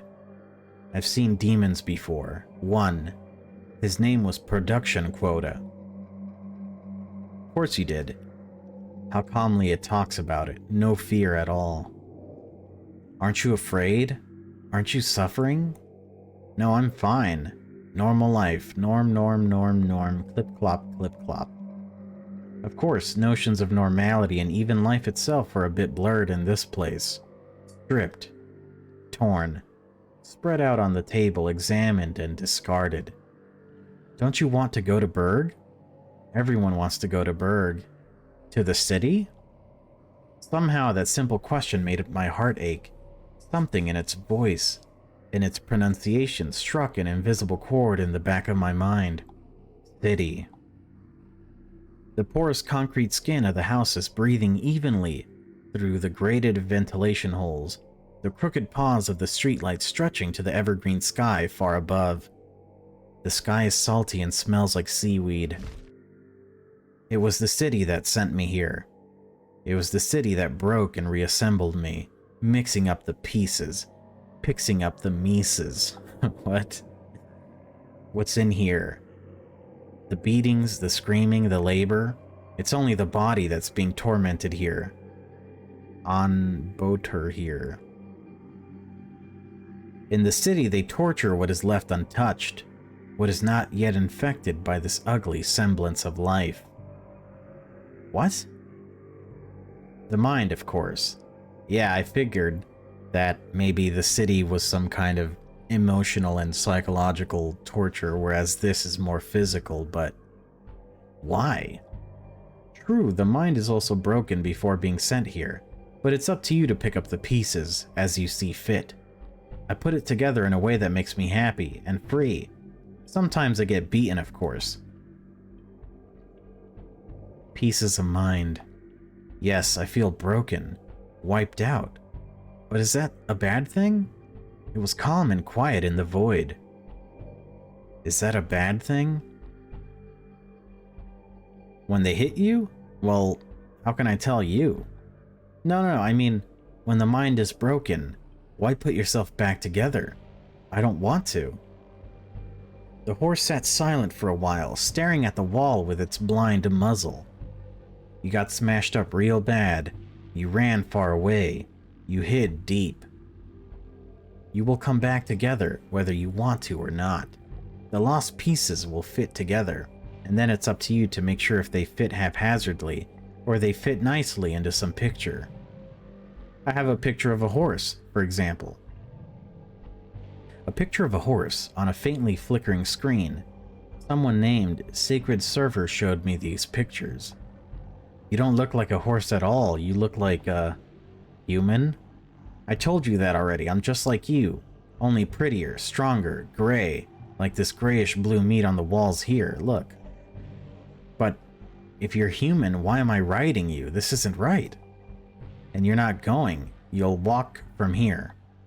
And you're not going to. The air is so cold it hurts to breathe.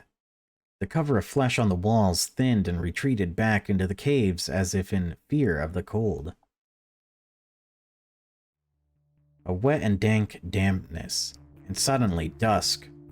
The cozy festering lanterns on the walls were left behind, scattered away from the rough bare stone. Rare candles barely enough to delineate the boundaries of the vast hall.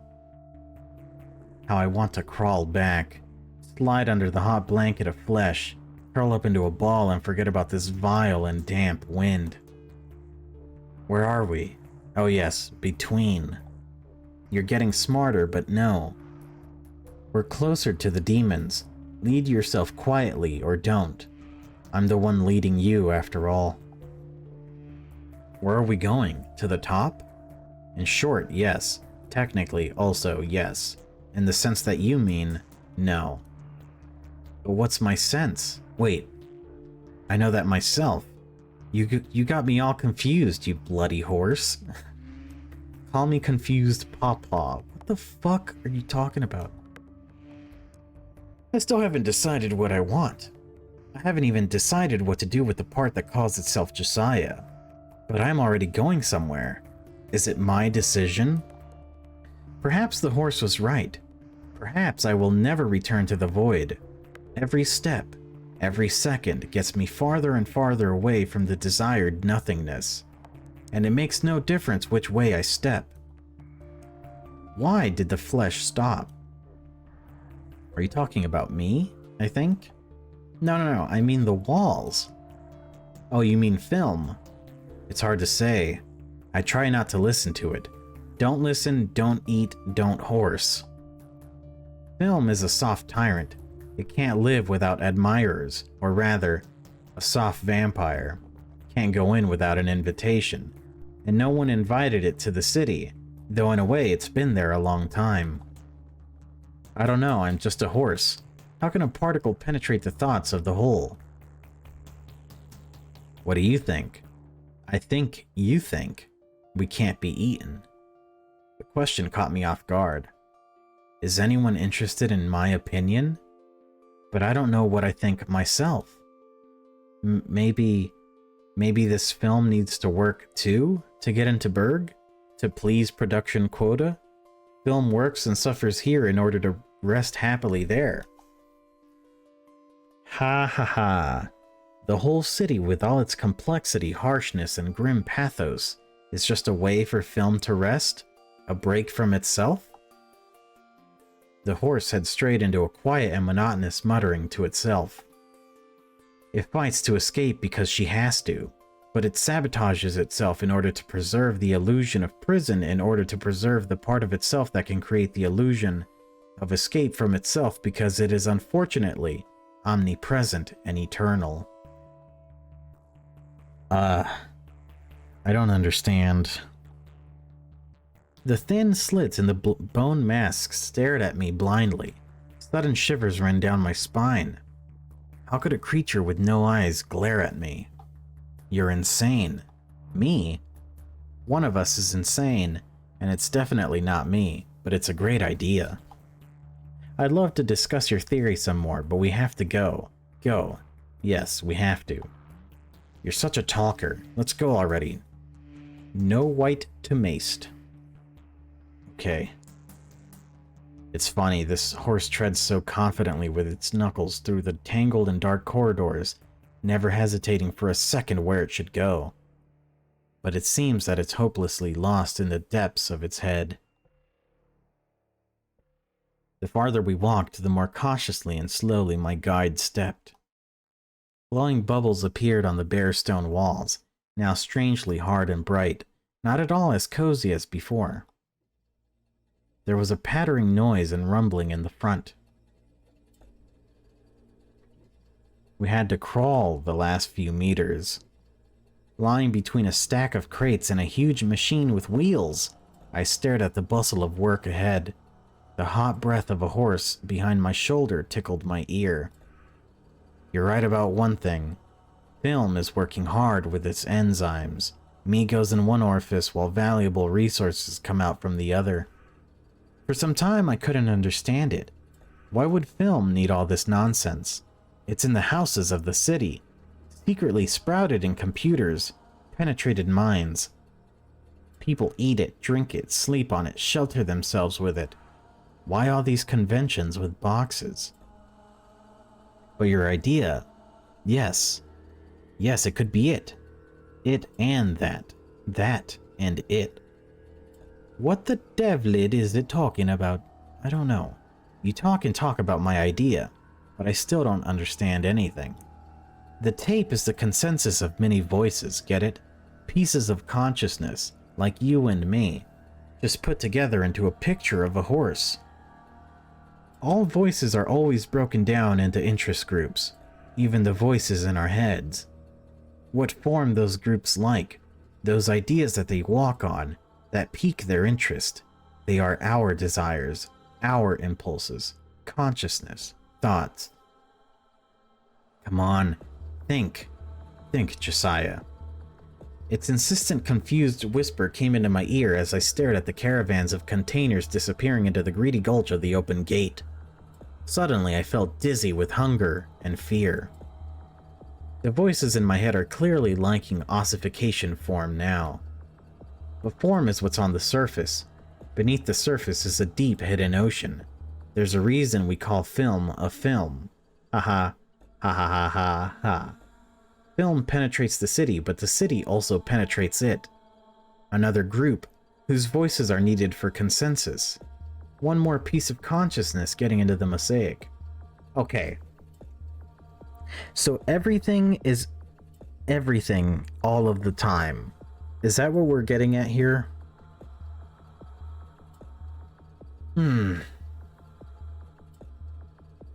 I guess basically, yeah, but why? What are you trying to say? What are you driving at?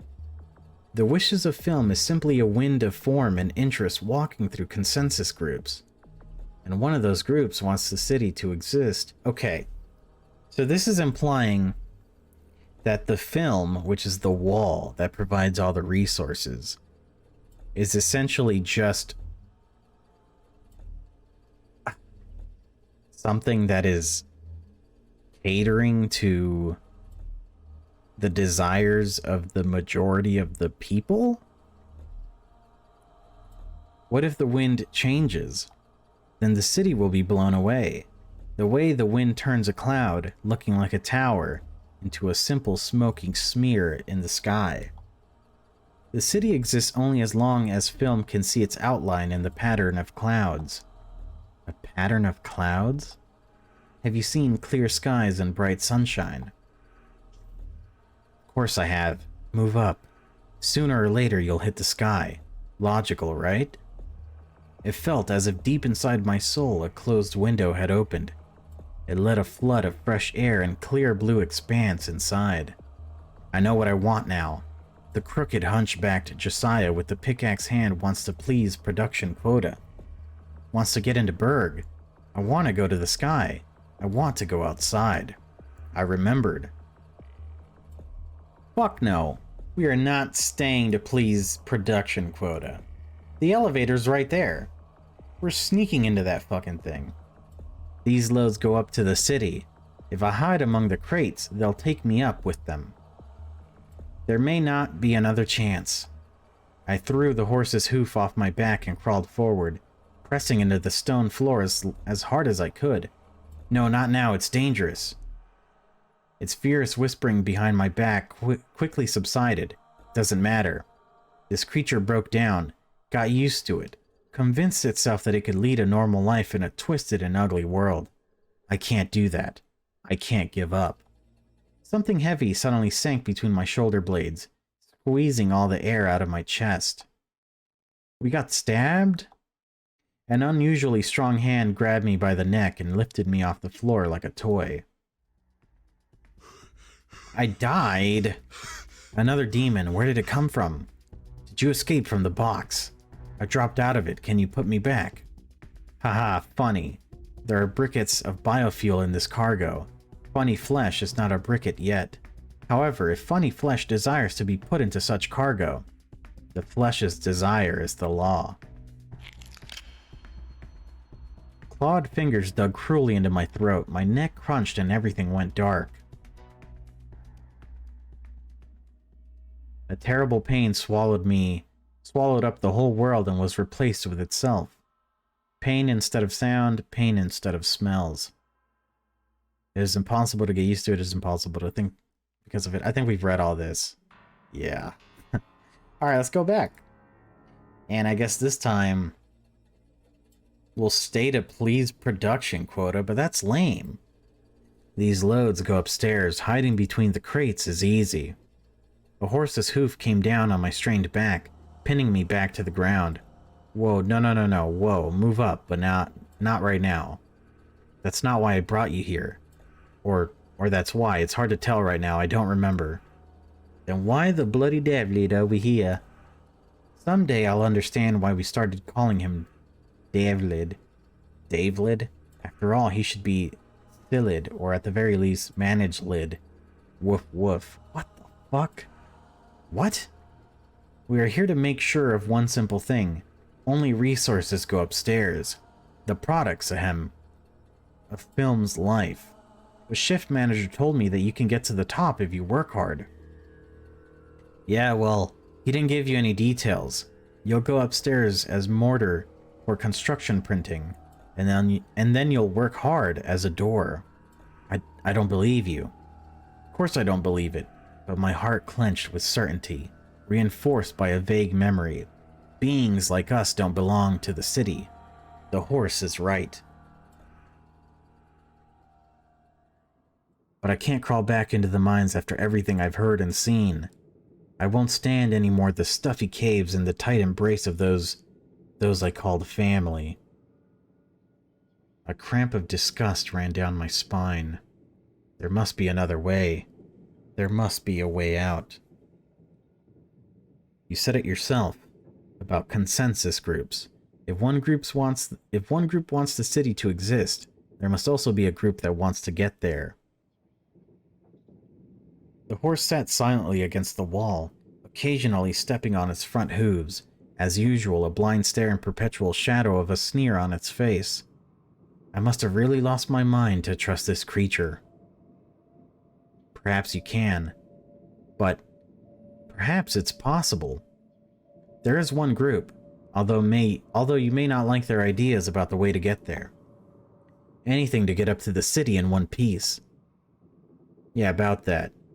No. Okay, let's go. No, I'm not taking you for a ride. I didn't. Don't even talk me into it. It was one time I was out of my mind and you were suffering from a wound.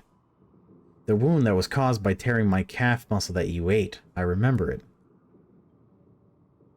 The variety of corridors and passages merged into a monotonous mess of wet, red-grayish flesh. Soon, I stopped distinguishing those places from others I'd been to before. Hunched silhouettes flashed through the side branches. Massive and spiky figures lurked around the corner in the distance. Each time, the horse somehow managed to dodge the encounters. We passed a few more caverns filled with fluttering flesh and found ourselves in the hall, the likes of which I had certainly never seen before.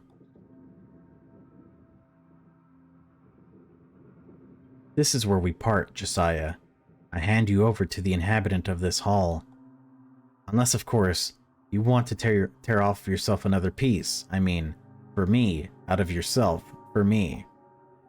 No, it was one time, and I wasn't myself then. Aha, well, good. Good luck coming to your senses and to the city. My four-legged guide took a few steps back into the corridor and immediately disappeared. It was as if he had vanished into the leisurely moving walls. It was as if he had never existed. I didn't even have time to thank him. I didn't even ask his name. I hope we never meet again. The translucent sacks rose and fell slowly around me. They tapered upward into thin stalks that wove into a tangled carpet of tubes overhead. In the center of it rose something. It was alive, breathing, shuddering with the pulse of huge hearts. For some reason, the word altar came to my mind. A bubbly mess trapped in a cage of huge bones. An altar, and around it was a temple. Beautiful, isn't it? Ugh. Who are you? Here I am Kai. Just Kai. They even took my family name away from me. However, they took my family away much earlier. They took everything, leaving only life. The one thing they couldn't take away. Life and the role of a conspirator. This role stuck to me more than I expected. Even here, I can't get rid of it. I don't understand. I know, my boy, I know. If the technicians did their job right, now you're like a baby, a child trapped in terrible conditions. I am not a child, I am Josiah. Kai's puffy wrinkled face distorted even more. Beneath the overhanging fold of flesh, it was impossible to see her eyes. Is she happy? Or is she sad? Seems like all at once. There is no worse fate than to keep the memory in this place. She shook her head and stopped talking. Her slender fingers pressed sharply against the fold of flesh beneath her throat, but immediately recoiled, as if she were used to something else in that place. The horse told me that you know how to get into the city. Is this true? So it told you that I know, huh? That's a bit of an exaggeration.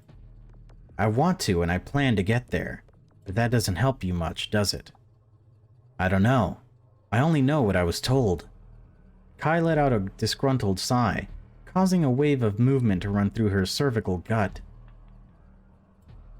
She pointed her hands towards the altar. Do you know what it is? It's a seed, a magic bean from which a tree grows all the way up to the sky, and we can climb this tree to get to the top. I looked around at the red, slowly pulsating mess from which an open-work bone conduit actually stretched upward. It lurked in a tangle of wet vessels on the ceiling. So this is... the city is just one entire entity? A bean? A tree? I don't actually know what a tree is, but this is definitely not one, because it's a lung. Yeah, you're right. They look like lungs. Haha, from the mouths of babes shall come the truth, right? It's a world turned inside out. No one knows what a tree looks like, but everyone knows what a lung is, or a liver, or a heart. However, now I see why. But what are the lungs doing here? Moreover, the lungs of this size. What are they doing, you ask? They're breathing, I suppose. They perform the function imposed on them by their form. I have an idea. A wild guess, nothing more. I think that there are a lot of such monstrous trees. They are the ones that filter the air of the city, purifying it from dust and dirt. It makes sense. If this huge breathing system sprouted directly into the city, it means... I squinted, trying to get a closer look at the bone duct. Would I be able to squeeze into it? Don't squint so hard. You won't see the most important thing from here. There is a great distance between this damned hell and the city. Much more than you think. Even if you somehow manage to break your arms out of their joints and climb into the tube, the city is separated from the caves by a 10-meter solid barrier. There are passageways for the air, but not for you, unless you're in a liquid state. How do you know that? Do you think I'm the first person to have thought of getting out of here? I learned from other people's mistakes. I guess that's my gift. A gift of finding allies and followers in the most unexpected places. My gift, my curse, my destiny, call it what you want. Damn. But the horse promised me that I would get help here. However, its wording was very vague. I think I've been fooled. Yeah, I put it more strongly when I first heard it. I'm lost. It's as if the world has really gone mad and is gnawing at itself now. The city lives on this film, as they call it here, like mold on cheese, 2 parts of the same whole. Film talks to people, interferes with computer records, grows in the walls of houses. But through it all, the city and film are somehow miraculously separated. The meat stays here, the order is being kept there. How? Why? Insanity. The horse told me that film is a consensus. Yes, that's it. Consensus of many voices, interest groups, and one of those groups wants the city to exist. I stepped back excitedly. The fleshy folds on her body swelled and rippled with the blood that filled them. It seemed that if she touched them with the tip of her pickaxe, the whole Kai would burst into bloody shreds with a loud pop. It's a crazy idea, but it explains so much. It explains this contradiction. One part of this huge meat monster wants to keep the city, while the other part wants to take it over. An internal conflict, of course. How familiar this is to me. A surprisingly human trait, isn't it? However, if you remember that this monster is made of human beings, it absorbed all our weaknesses along with the meat. Aha. I'm glad you like the idea. The horse thinks I came up with it. Maybe you really did. Who am I to argue with a horse? Here we go again. You couldn't even tell from her face whether she was mocking me or not. Those deep wrinkles could well have been a smile. You said you have a gift of finding allies. Do you think you could ally yourself with this part of the film? The part that wants to get into the city? Using my own words against me. How clever. Your memory is damaged, but your mind is sharp, isn't it, Josiah? But I can't. I'm old. They say with age comes wisdom. I've never felt that thing in me. Mostly, people mistook my grumpiness for wisdom. But with age comes something else. Fear. Fear of everything new. Of everything incomprehensible. And everything monstrous, of course. She raised her hand and looked at it. A large shiver ran through her body. This body. This horrible, unbearable clothing. This parody of clothes. This is the best alliance with film that I'm willing to make. Fortunately, I don't think we'll need an alliance with film. After all, I have an alliance of people eager to leave this place. People like you. It's as if this painful destiny haunts me. It is a terrible destiny to create the non-resistance all around me again and again, wherever I go. But we have a plan. Again. Finally, of course. She must have a plan. Alright, we're back. And hopefully my voice is too, because, oh man, I just had to take a break. That was an insane amount of reading. I guess it wasn't so much the reading as it was the ginormous words, you know? The quantity of the quality of the words was the issue. But we're back, and I feel okay now, you know? So I think we should be good to make it through the rest of this. Finally! Of course, she must have a plan. Speak! I will be your ally. Anything to get into the city. You don't know it, but it's not just a chaos of meat and bones and guts down here. This place is a real cauldron in which flesh is processed and transformed. And probably souls, too. I don't even want to think about it. Yes, that's right. My friend Goiter processes veggies into soup. Soup? My boy, what did you go through before you came to me? It wasn't bad soup. It was a little sour. It was actually bodies. It wasn't vegetables either. It was straight up dead bodies, but... For a moment, she covered her mouth with the palm of her hand. Okay. Alright, look. I've never been strong in the sciences, but that's the benefit of teaming up with other people. They know what you don't know. One of my allies can make an explosive out of whatever this damn place produces. Amines? Formaldehyde, toluene, and acids, and other clever words, yeah. Organic formulas that were once human bodies. You want to blow up? Those explosions again. I'm spiraling through my life like a jammed needle on a record. I can't wait for this annoying composition to end. Yeah, I want to pump the goddamn bronchi full of explosives down their throats and light the fuse. Give the city a good cough. The whites of her wide-open eyes gleamed in the darkness that accumulated beneath her hood. I staggered, trying to find a way back into the caves with my hand behind me, but ran into a soft wall. Are you afraid of casualties? But no one can die here. Are you afraid of being judged? After we get to the top, there will be no one to judge. I'm afraid of you, but I need to get out of here. As long as the path leads me upstairs, it's the right path. What should I do? Just ask. It's a small but important role. You should ask the Polymer Lake Guard exactly what price he would ask for brief access to the lake itself. Don't be afraid. Everyone has a price, even the demons in hell. Price or vulnerability. It doesn't have to be money. It could be another person, an idea, or a dream. Show me the way to the lake. Good boy, don't call me that. Kai moved through the slippery, flesh-covered corridors with surprising dexterity. She waddled and twitched frantically, but it seemed as if it was only for show, or maybe out of habit. The passageway we walked through grew wider and wider, opening into dark holes of other caves, from which all sorts of sounds and smells could be heard and smelled.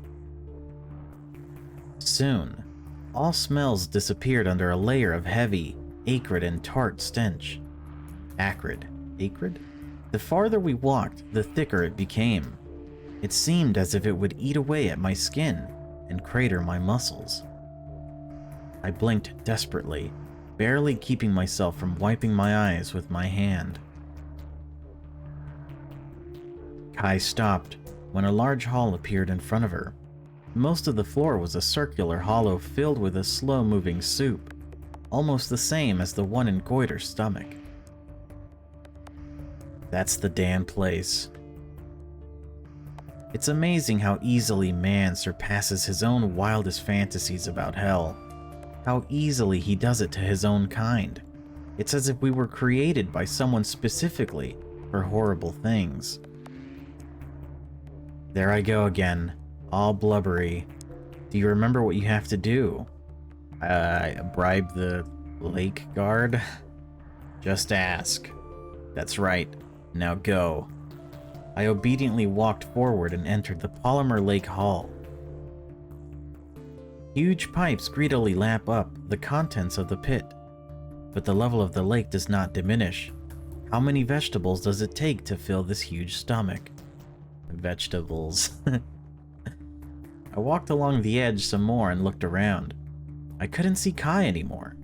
I could stop and think. She wants to blow up the city.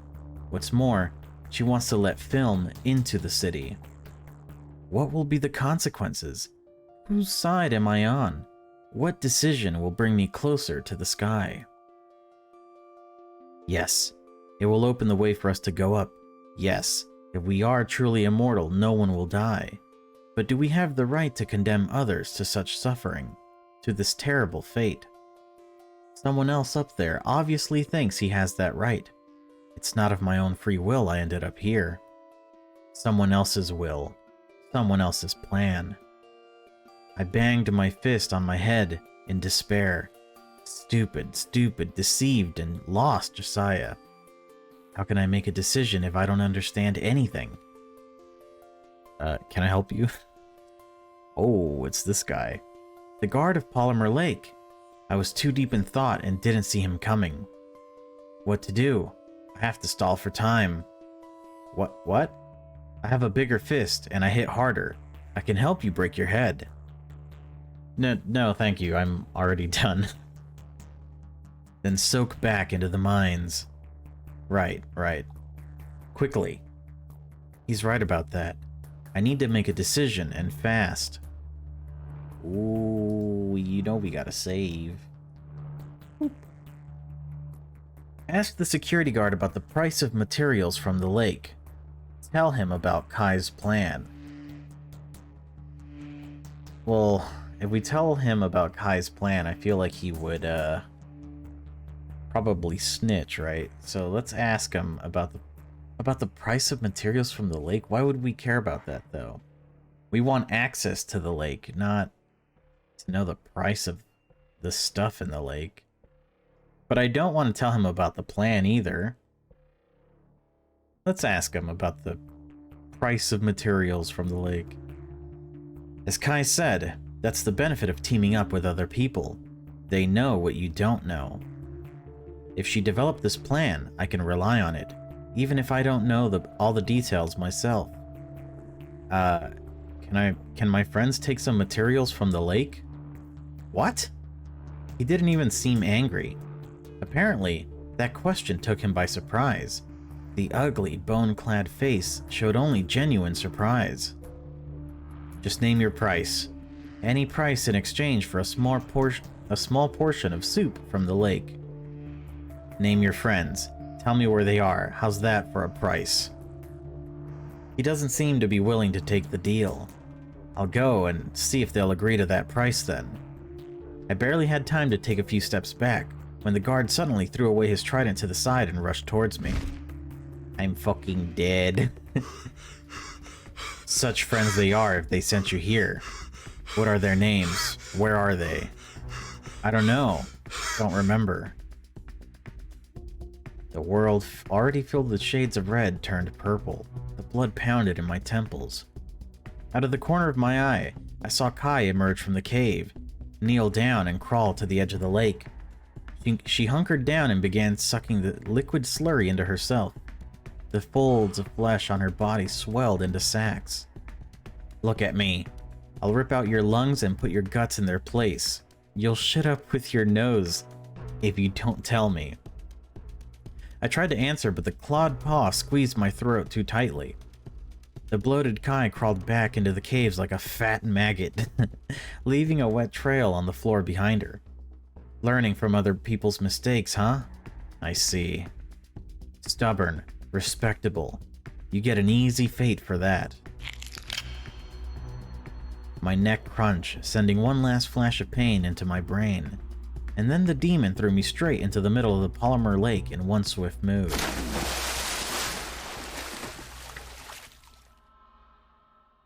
Oh boy, is this the death screen? Yeah, it is.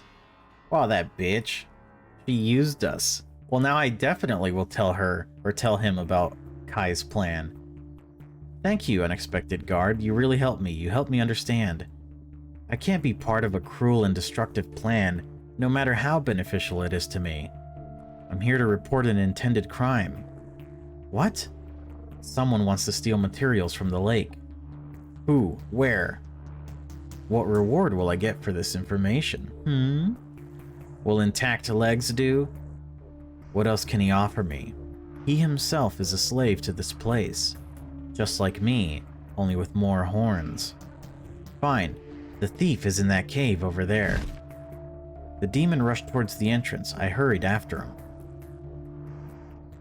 I slipped behind the demon's back, staring at the floor. Better not to see him grab Kai. It was better not to see the look in her eyes. My fault. My betrayal. Thanks to this betrayal, many people will live their comfortable lives in the city for some time to come, blissfully unaware of the cruel underside of their world. So I didn't betray Kai for nothing. It doesn't work. Excuses won't help. Without knowing where I was going, screaming and choking back tears, I ran onward and deeper and deeper into the depths of hell. That's where I belonged. In an unimaginable way, I'm back to where I started. Somewhere around here, I met the horse. I hope it's gone home, if it has a home. So much thrill, so much movement, and all for nothing. That's your fault. I can't go back to the mines. I can't. One more shift and I won't get up again. And then I'm going to be fed to goiter. Maybe that's not a bad fate. Maybe that's what I was going for all along. It's like my legs stopped moving. It might be fate, but I don't want to meet it at all. I'll stand here for a little while longer. Just a little longer. There is no peace in this place. I don't remember what silence is. The indecipherable hum and noise of the living walls overwhelm my ears. The indiscriminate movement of hundreds of alien eyeballs raises the hairs on the back of my neck. Yet here, I feel calm, even if only for a moment. Even if I invented this peace for myself. But just a little bit more. I'm about to go. Just a moment, right now. The voice. Young man, don't just stand there, you're blocking my view. What? Who? I turned my head. Is it that damn horse back again? What view? There's no one here. No one. That's a pretty big statement for a place like this. Everyone is here. This place is literally made up of someone. Where are you? Who are you? The voice seemed to come straight from the wall behind me. Is someone stuck in a weave of live meat? Does he need help? Still no one. The usual mess. A crazy mosaic of body parts fused together. Saliva, slobbering mouths clack their teeth aimlessly. Many without tongues. But then, who was talking?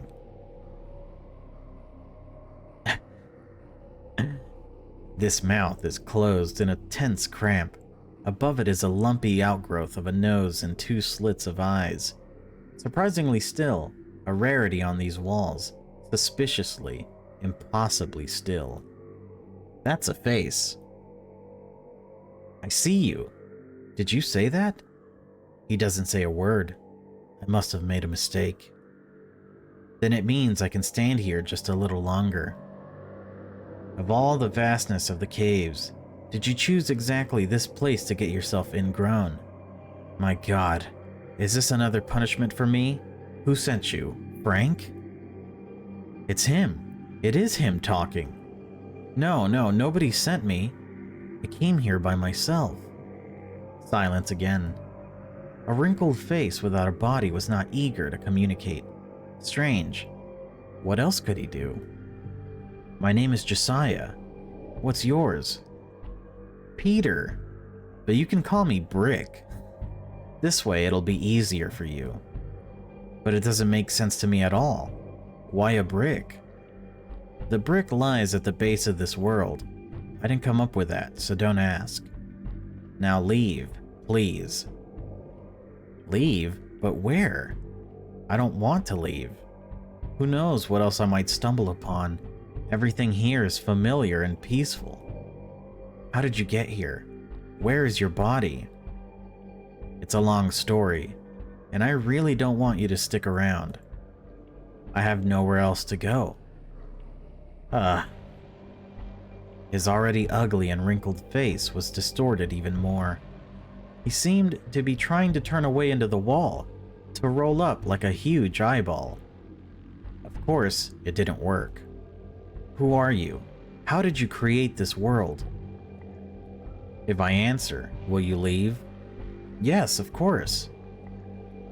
I lied without blinking an eye. After all, what will he do to me if I won't leave? Bite me? Okay, fine. I was a scientist. You know what scientists are? No. Maybe I did, but I don't remember now. Of course you don't. They are people who propose different theories about the world and then try to destroy them. The theory that cannot be destroyed is temporarily accepted as truth. I see. Then I'm a bit of a scientist myself. I'm something of a scientist. Brick let out a squeaky intermittent cough. A string of saliva flowed out of his mouth. Very funny. Who told you that? Horace. It said I came up with a theory. The face in the wall suddenly stopped grinning and stared at me. Were you able to come up with something that impressed him? Yes. It said it was a great idea, and he wanted to discuss it some more, but we had to go. Curious, but let me doubt it. May I hear the thesis of this theory, colleague? I think he's mocking me. He doesn't believe me. For some reason, it was unexpectedly insulting. I'm not lying. The horse said that I said film was a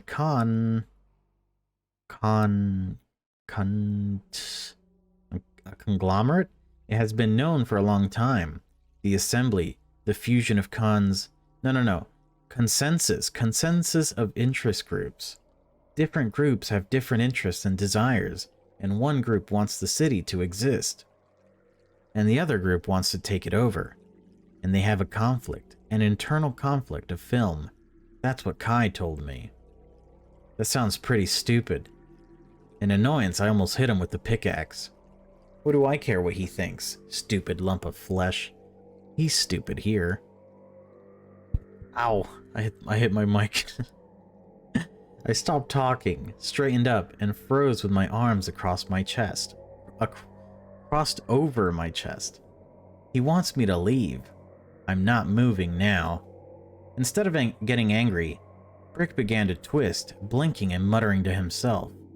After an excruciatingly long pause, filled with quiet muttering, he began to speak louder.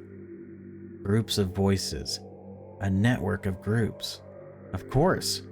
There is no single consciousness, but there is no voting either.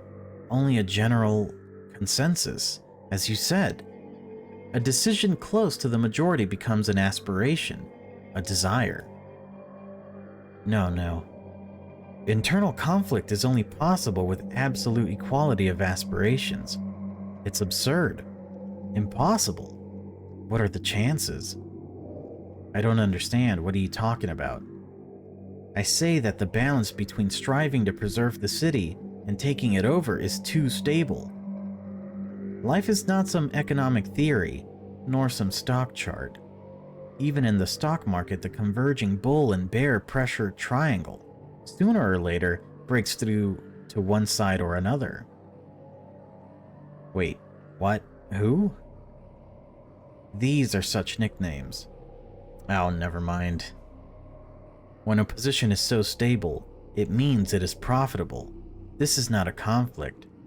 Film needs the city, not one group or another, but the whole consensus. So after all, he was interested in my theory, So I am a scientist after all. Why does it need it? That's a very good question, colleague. A theory can be constructed out of it. The city is not the inner conflict of film. It is its inner voice, a reflection, a conscience, if you will allow such a poetic metaphor. Film needs a reflection in the mirror, a partner in a practice match, a competitor to learn. Film doesn't want to destroy the city, it just wants to evolve. It's an evolution. It is the way forward, and where there is a way forward, there is hope.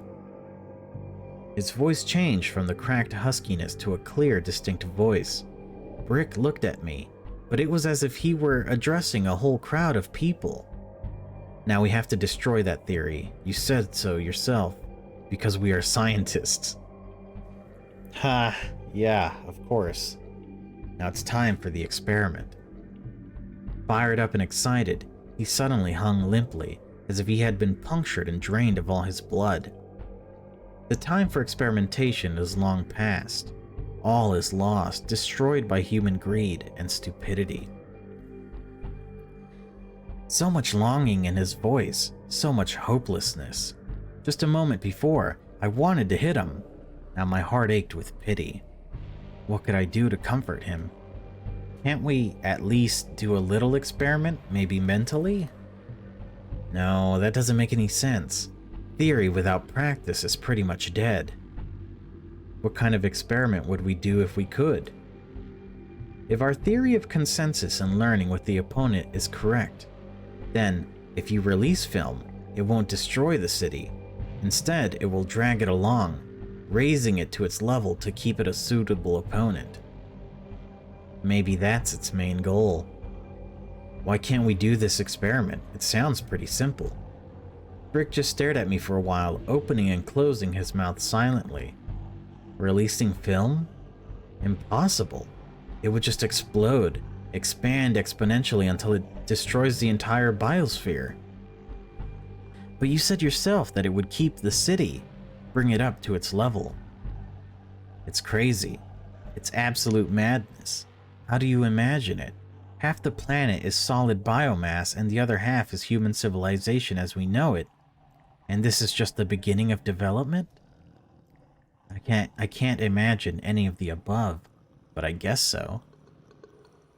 Brick laughed so suddenly that I jumped on the spot. He kept laughing so sincerely and purely until tears came to his eyes. Involuntarily, I started smiling myself, but I don't know why. Damn you, Josiah. I can't decide if erasing your memory has made you a child, or an enlightened bodhisattva.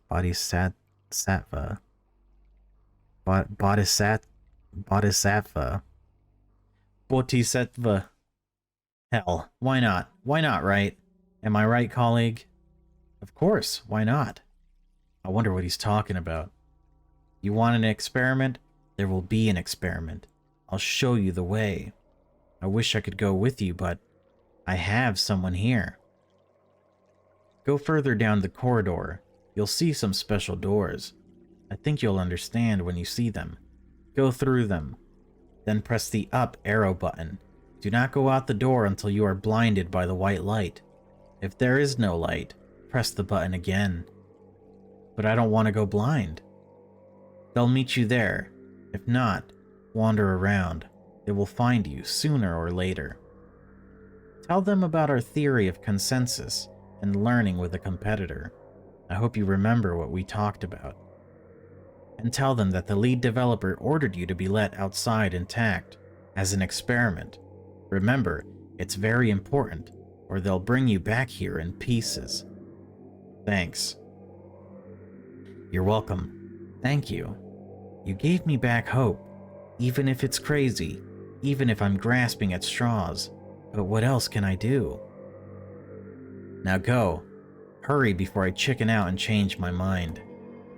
He nodded his head to the side and fell silent, his eyelids and lips pressed tightly together. I ran out into the hallway and looked around. The face was instantly lost in the chaos, dissolved into a vivid pattern. It was as if this conversation had never happened. The only trace that proved I wasn't imagining things was the excitement overflowing in my heart, the cold sweat on my palm, and the frenzied churning of these walls, as if infected by the mood. He said to go further down the corridor to find special doors. Suddenly I had a goal again. It didn't take long. The wall of hot, wet flesh parted in a huge funnel. The edges of the hole twitched convulsively, trying to come back together, but tense and swollen muscles held them in place. The perfectly straight lines of the doors made my eyes hurt. Their monotony tingled in my brain with a small, nasty fear. Cold metal jaws. Trap. No, that's the way up. I shouldn't be afraid. Without giving myself any more time to doubt, I poked the point of my pickaxe at the black button.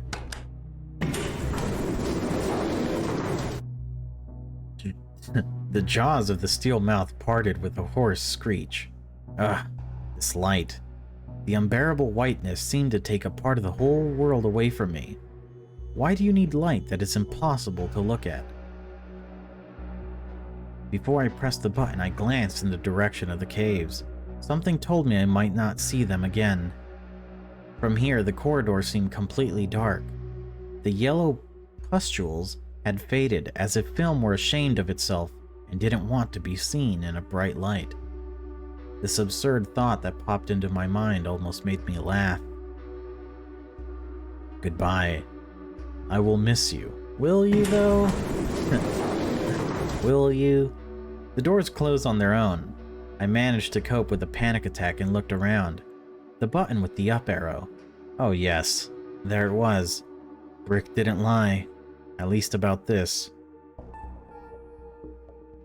I mean, we have to do this, but I'll save. The floor pushed against my soles. My knees almost buckled from surprise. Behind the wall, the metallic voices of the machines rattled and howled. I can't be intimidated by that little thing anymore. The muscles in my legs began to twitch with fatigue. I couldn't stand it and sat down right on the floor. How high up is the city? Dude, are we going to the city? It's a trap. A trap. The cramped room with its shiny walls is going nowhere. The machines hold it with their clawed paws and scream to drive me crazy. I'm stuck here forever.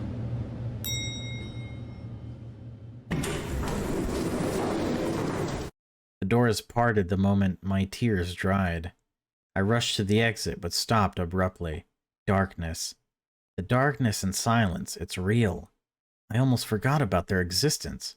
No flesh talking, no hot air moving, only a strange smell that itches my nose. Suddenly my heart was filled with genuine fear. What was behind the black curtain? And more importantly, who was there? I can't go out. Brick told me that I could only go out after I went blind. But I don't want to go blind. Alright, so we have a decision, and I'm pretty sure going out into the darkness kills us, right? But I do want to see how we die. We know pressing the up arrow is the supposedly correct option, so let's walk out into the darkness and see what happens. The room was cold and dry, that I felt my skin being pulled painfully. The far wall gets lost in the dark.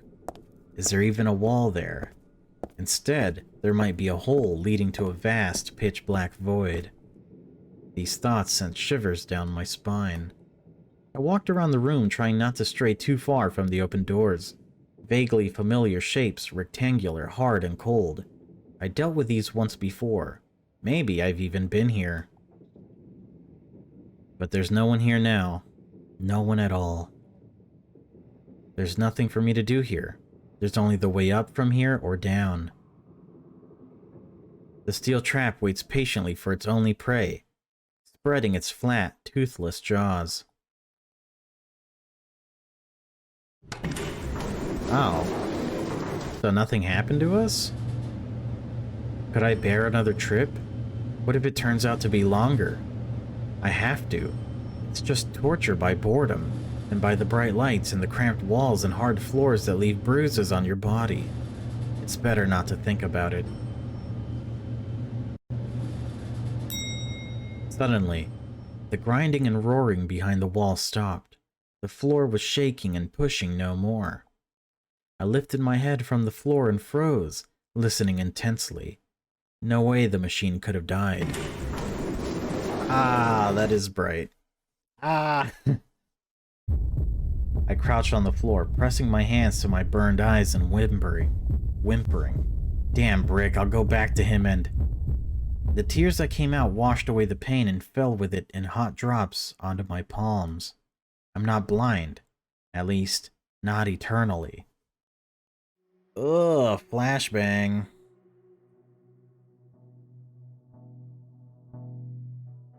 Brick warned me about the light, but he forgot to tell me about the color. Straight lines all around, hard and dry and cold. The sight is almost ordinary to me, albeit excruciating. But they were just a frame for the unbearably bright color.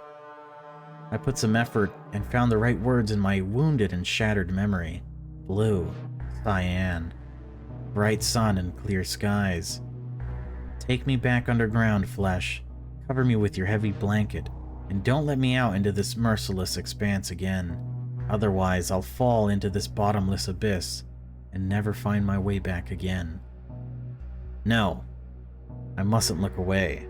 I shouldn't look up. I have to focus on what's next to me. This way, I'll be able to walk. I couldn't stand it and covered my eyes with the edge of my palm. Yeah, that's better.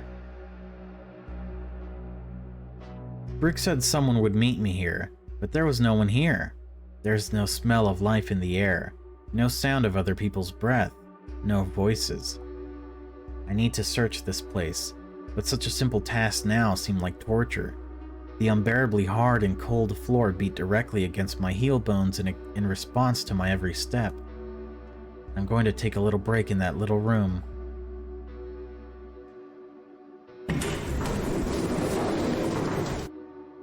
As uncomfortable and alien as anything around me, but at least it looks like a safe haven.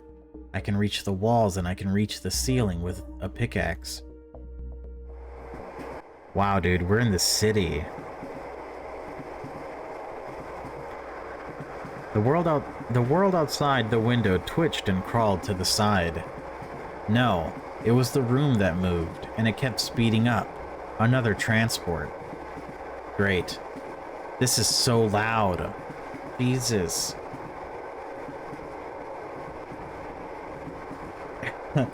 Oh, is that a sound? It's not even the music. It's actually the sound. There, settle down. Jesus. Great, I can wander around without actually moving.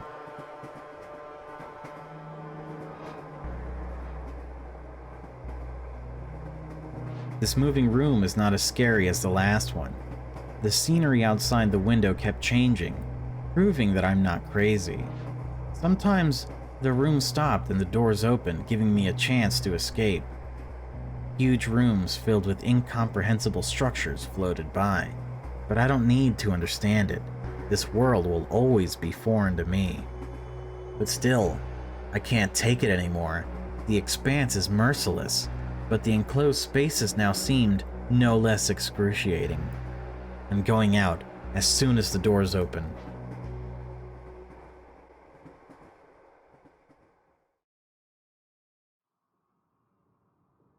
No. No. I grabbed my head and fell to my knees, unable to close my eyes, unable to stop looking.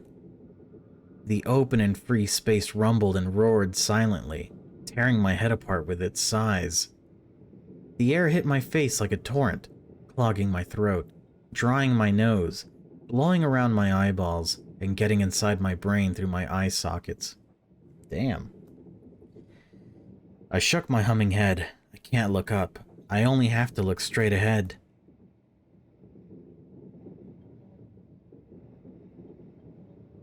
Light seemed to get into every scrap of the surroundings. It seemed as if the floor itself, even the walls, were glowing. Every facet brutally hurt the eyes with a straight and white line. How pathetic I am in comparison to this glow. People like me don't belong here. Life and flesh have no place here. A few more steps and I won't be able to go back. I'll stay here as a withered skeleton. Jesus. Unable to move, but forever alive. I didn't deserve such a fate. My legs buckled. The world turned upside down. Something hard and flat hit my back.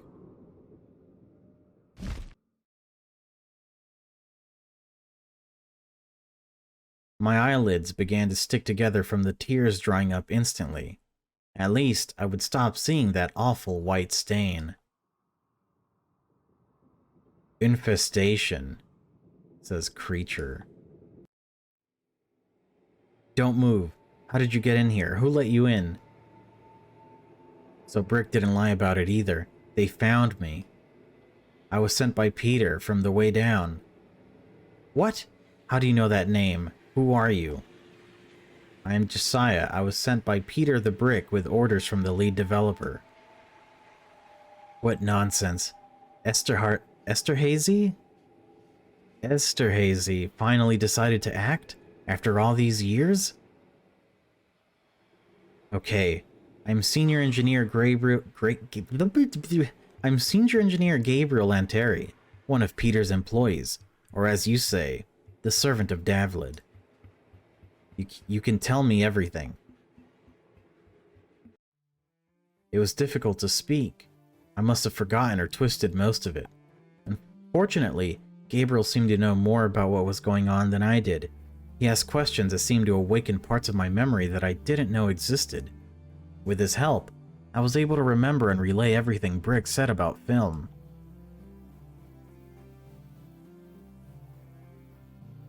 And now you ought to let me out, untouched, the way I am. I see, I see. He lapsed into a long, somber silence. I watched this strange creature's every movement with bated breath, wondering what was going on in his head. What a relief. Peter's idea is crazy, but still. One way or another, it's all gonna be over now. I'll be free from my eternal watch. I wish I could cry, but the atrophy of my lacrimal glands is too far gone. After all, I can't disobey an order from the lead developer himself, can I? The responsibility is not mine. Of course, I take full responsibility. You're very modest, aren't you? However, for the grain of the new world, you are even too modest and unassuming and dirty. Follow me. Let's release the seed into the soil. Gabriel strutted along on his long walker legs. I, joyful, frightened, lost, could barely keep up with him. One thing I knew for sure was that soon, the world would change. The long walk made my throat feel dry, a surprisingly unaccustomed sensation. Gabriel stopped at the wall, covered with rectangular metal growths. It's been a long time since I was here.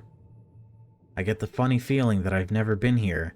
It's as if my own memories aren't in my head, but just pictures I've seen before. How many ready-made dissertations are walking around under this dome? Just the problem of memory distortion of long-lived beings is... However, you are not amused, as I see. I hope the pictures in my head still have the instructions on how to open that door. He began to touch the growths while I tried to cough it up to get a word in. Finally, it looked like he managed to find the instructions. Suddenly, there was a deafening screech from behind the wall. I clutched my ears and was ready to run, but Gabriel didn't even flinch. Instead, the door moved in his place, slowly opening an impenetrable black slit.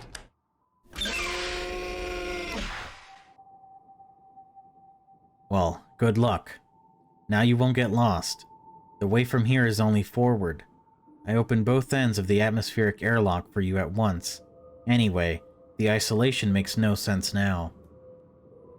Do I go alone from here? I still have business to attend.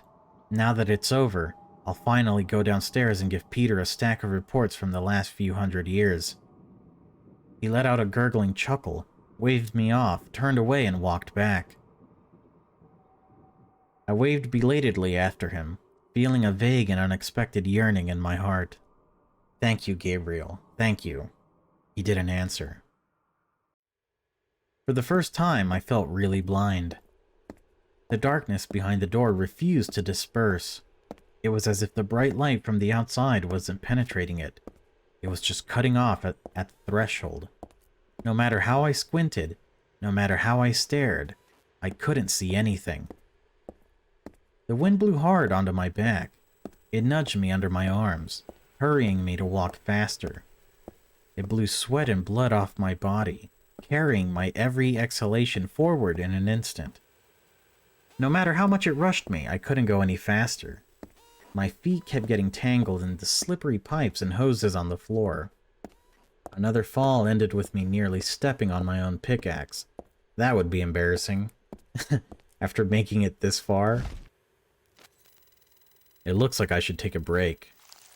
Behind the veil of darkness, something huge was breathing and wheezing. It was like a familiar film, and yet different. Too even, too monotonous.